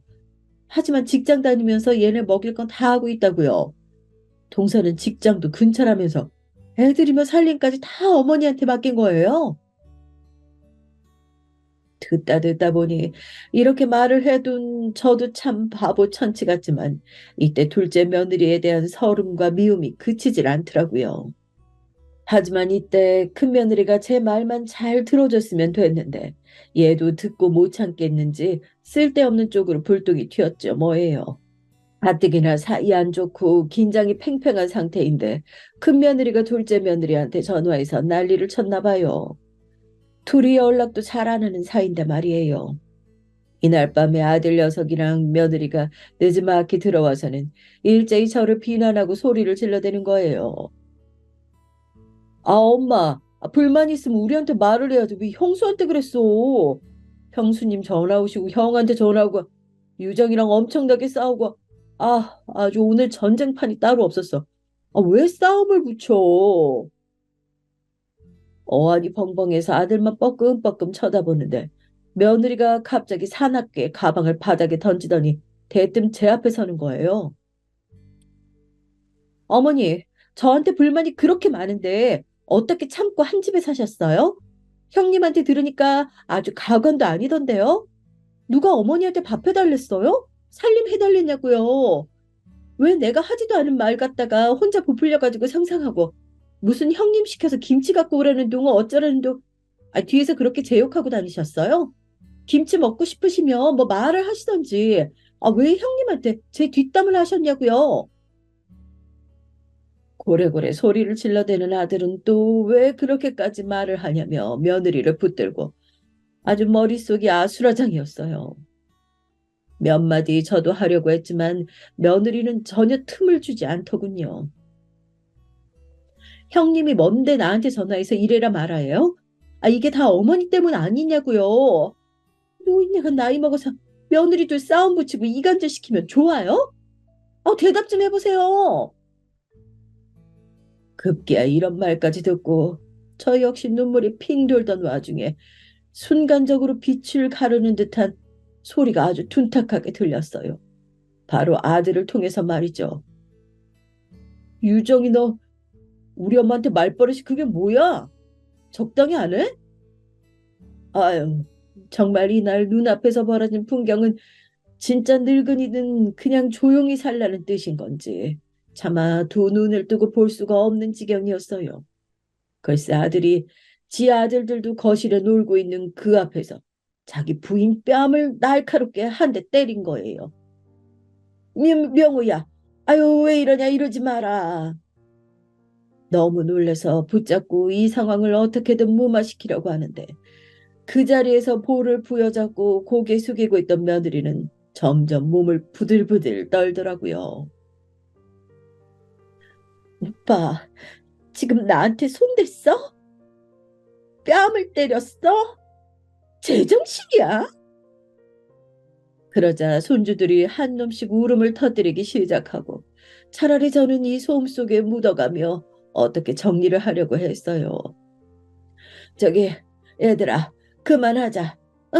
내가 잘못했다. 그만하자.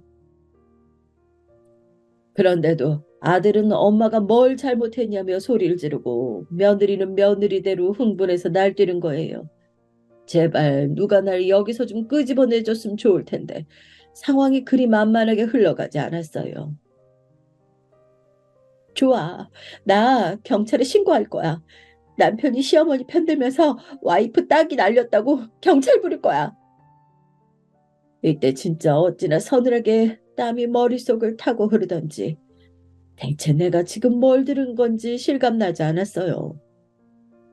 유정아, 유정아, 진정해라. 아니, 왜 그래? 그럴 일이 아니다. 저기 내가 잘못했다. 잘못했어. 제가 이렇게 붙들고 사과하는데도 듣지도 않고 아들은 아주 길길이 뛰면서 흥분을 하더라고요. 진짜 내가 죄인이지. 그냥 혼자 조용히 입 닫고 집에서 살 것을 어쩌자고 이 집까지 흘러들어왔나 싶고 미치겠더라고요. 이날 일은 어찌어찌 일단락이 되긴 했어요. 이제는 큰며느리한테 뭐라 말하기도 참 그렇고 대신 나중에 문자 한 통이 오긴 했는데 그걸 보고 더 고민이 깊어지더라고요. 어머니 저예요. 어머니 말씀 듣고 제가 하도 화가 나서 동서랑 서방님께 한마디씩 했는데 둘 다 반응이 너무 안 좋더라고요. 그냥 조용히 어머니 챙겨드릴 것을 제가 뭔가 일을 벌인 게 아닌가 싶어 죄송스럽네요. 그날 부부끼리 다투고 어머니도 많이 힘드셨다고 서방님께 전해 들었어요. 죄송합니다, 어머니. 이 내용을 보고 있자니 또 내가 그렇게 죽을 죄를 지었는지 지었는 건지도.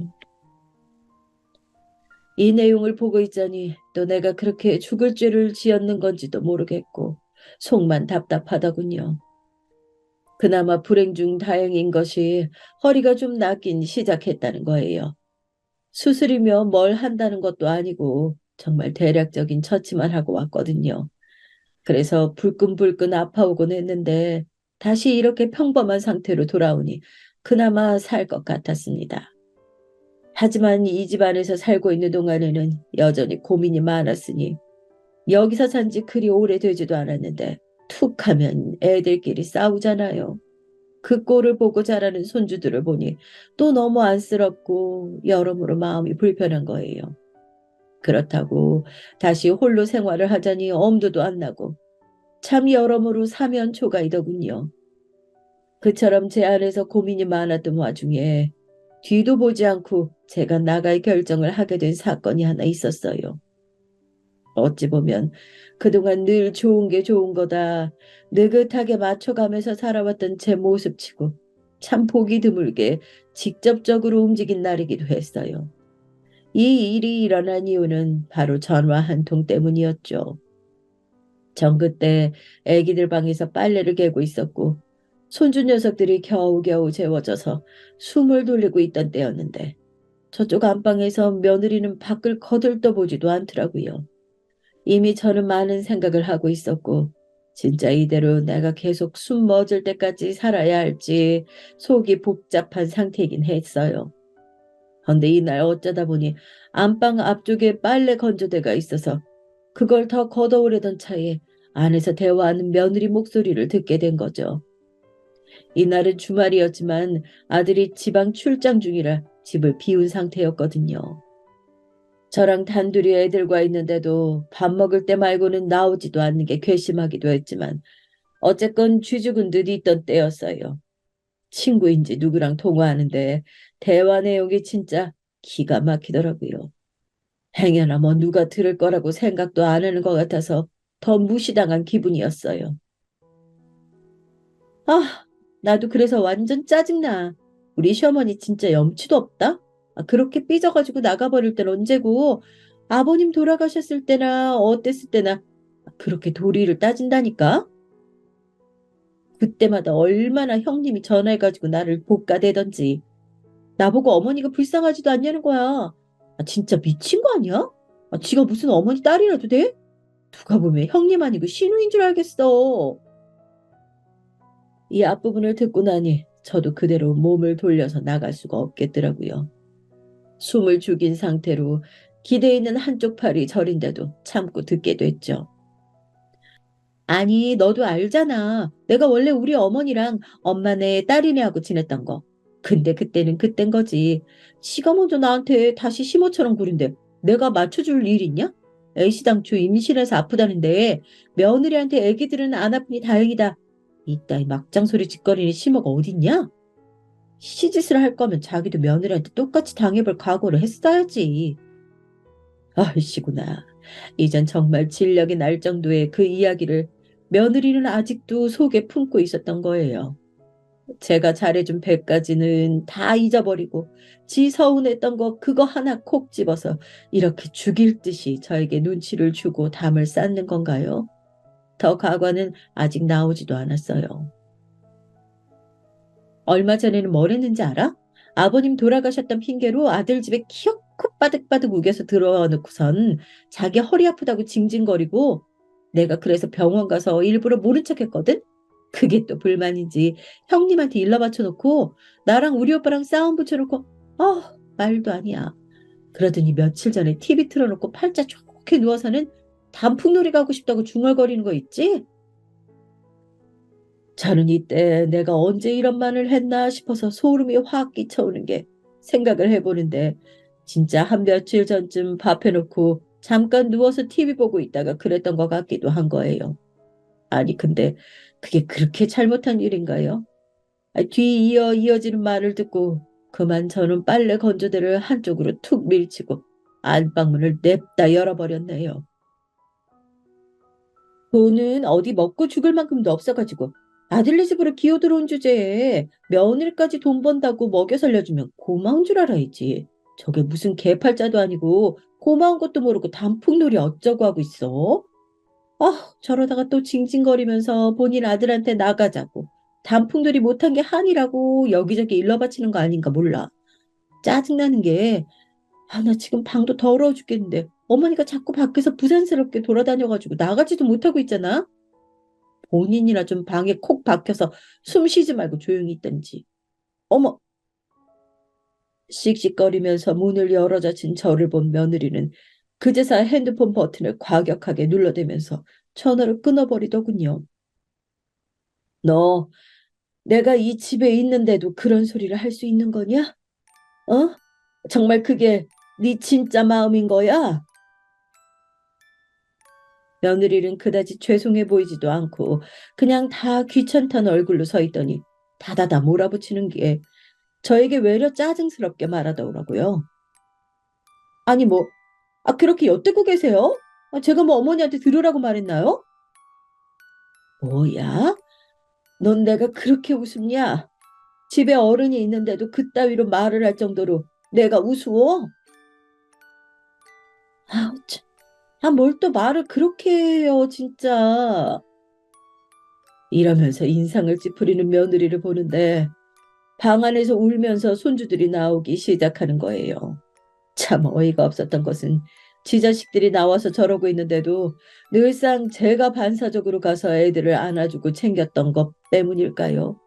엄마가 돼가지고 애들을 안아 올리거나 달랠 생각도 안 하는 거 있죠.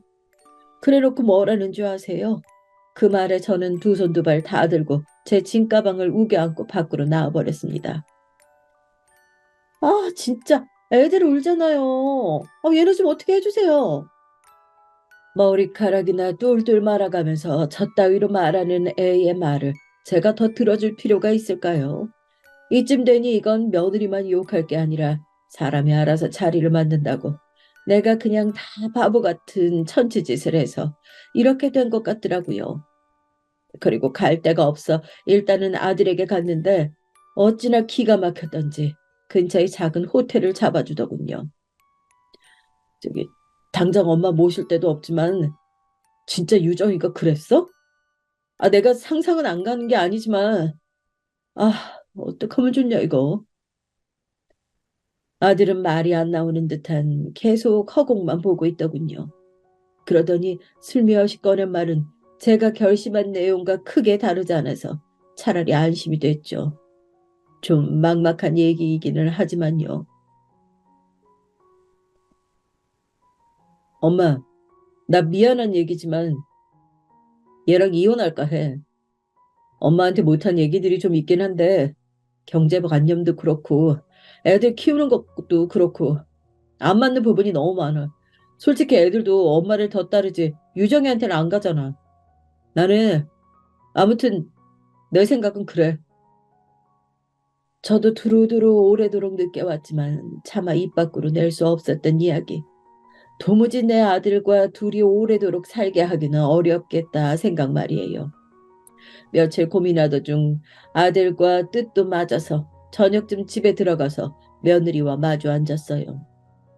아들이 이혼 얘기를 어렵사리 곤란한 얼굴로 꺼냈는데 며느리는 코웃음을 치더군요. 자기도 바라던 바라나요? 나도 이렇게 엄마 편 들고 징징거리는 징징이는 필요 없어. 맨날 쪼르르 달려가서 일러 바치고 아우 이제 엄마 치마폭에 숨어가지고 이혼? 너무 웃긴다. 근데 그거는 확실히 해라. 애는 오빠 네가 알아서 키워. 난 낳아주기까지 해놓고 싱글맘으로 쌍둥이 업고 살라고? 그거 진짜 미친 거지. 그거 확실히 답 안 하면 나 이혼 안 해줘. 정말 온 머리가 얼어난 상태에서 아들은 몇 번이나 성질을 냈다가 다스렸다가 하면서 그렇게 둘이 얘기를 맞춰가는 와중에 저는 이대로 얘기가 끝나면 분해서 못 살 것 같더라고요. 가방에서 종이 한 장을 꺼내 며느리 앞에 내밀었어요. 이 얘기 중에 미안하다. 너 이거 좀 읽어봐라. 내가 그때 네가 네 친구인가 뭔가랑 짓거린 내용을 듣고 아직도 가슴이 답답해서 잠을 잘 수가 없어. 뭐? 먹고 죽을 것도 없다고? 이거 봐. 이거 똑바로 보라고. 며느리는 눈에 불을 켜고 저를 노려보더니 제가 내민 유언장 쪽을 슬쩍 쳐다보더군요. 빈정거리는 얼굴로 읽어내리던 며느리는 참 너무나도 알기 쉬운 단계로 표정이 슬슬 변하더라고요. 어, 아니, 응? 이러면서 한창 기가 팍 죽어버린 얼굴로 눈치를 왔다 갔다 살피면서 끝내 저를 아주 뚫어져라 쳐다보는 거예요. 그 안에 이런 내용이 있었어요. 원래 본가였던 집 부근에 꼬마 건물이 두 채가 있고 지방에 작은 세컨하우스가 있다고요. 이걸 각각 아들네에게 나눠주겠다고 남편과 상의했던 내용이 있거든요. 너는 완전히 나를 돈도 없는 뒷방 늙은이 취급을 했지? 난 있잖아. 그날 너랑 다투고 집을 나오고 엄한 호텔 가면서 자던 중에 몇 번이나 경기를 했다. 내가 정말 일말의 재산도 없고 버틸 돈도 없었다면 어떻게 했을까? 얼마나 더 비참하게 바닥으로 내려앉았을까 말이야. 너야말로 이 집 어떻게든 쪼개서 돈 달라고 악을 쓰는 애가 나한테 돈이 있네 없네 비웃을 일이냐? 시집 올 때 돈 없다고, 어? 갖은 애교를 부릴 때는 언제고 받아주니까 이 집이나 네 신랑 돈이 네 돈인 줄 알아?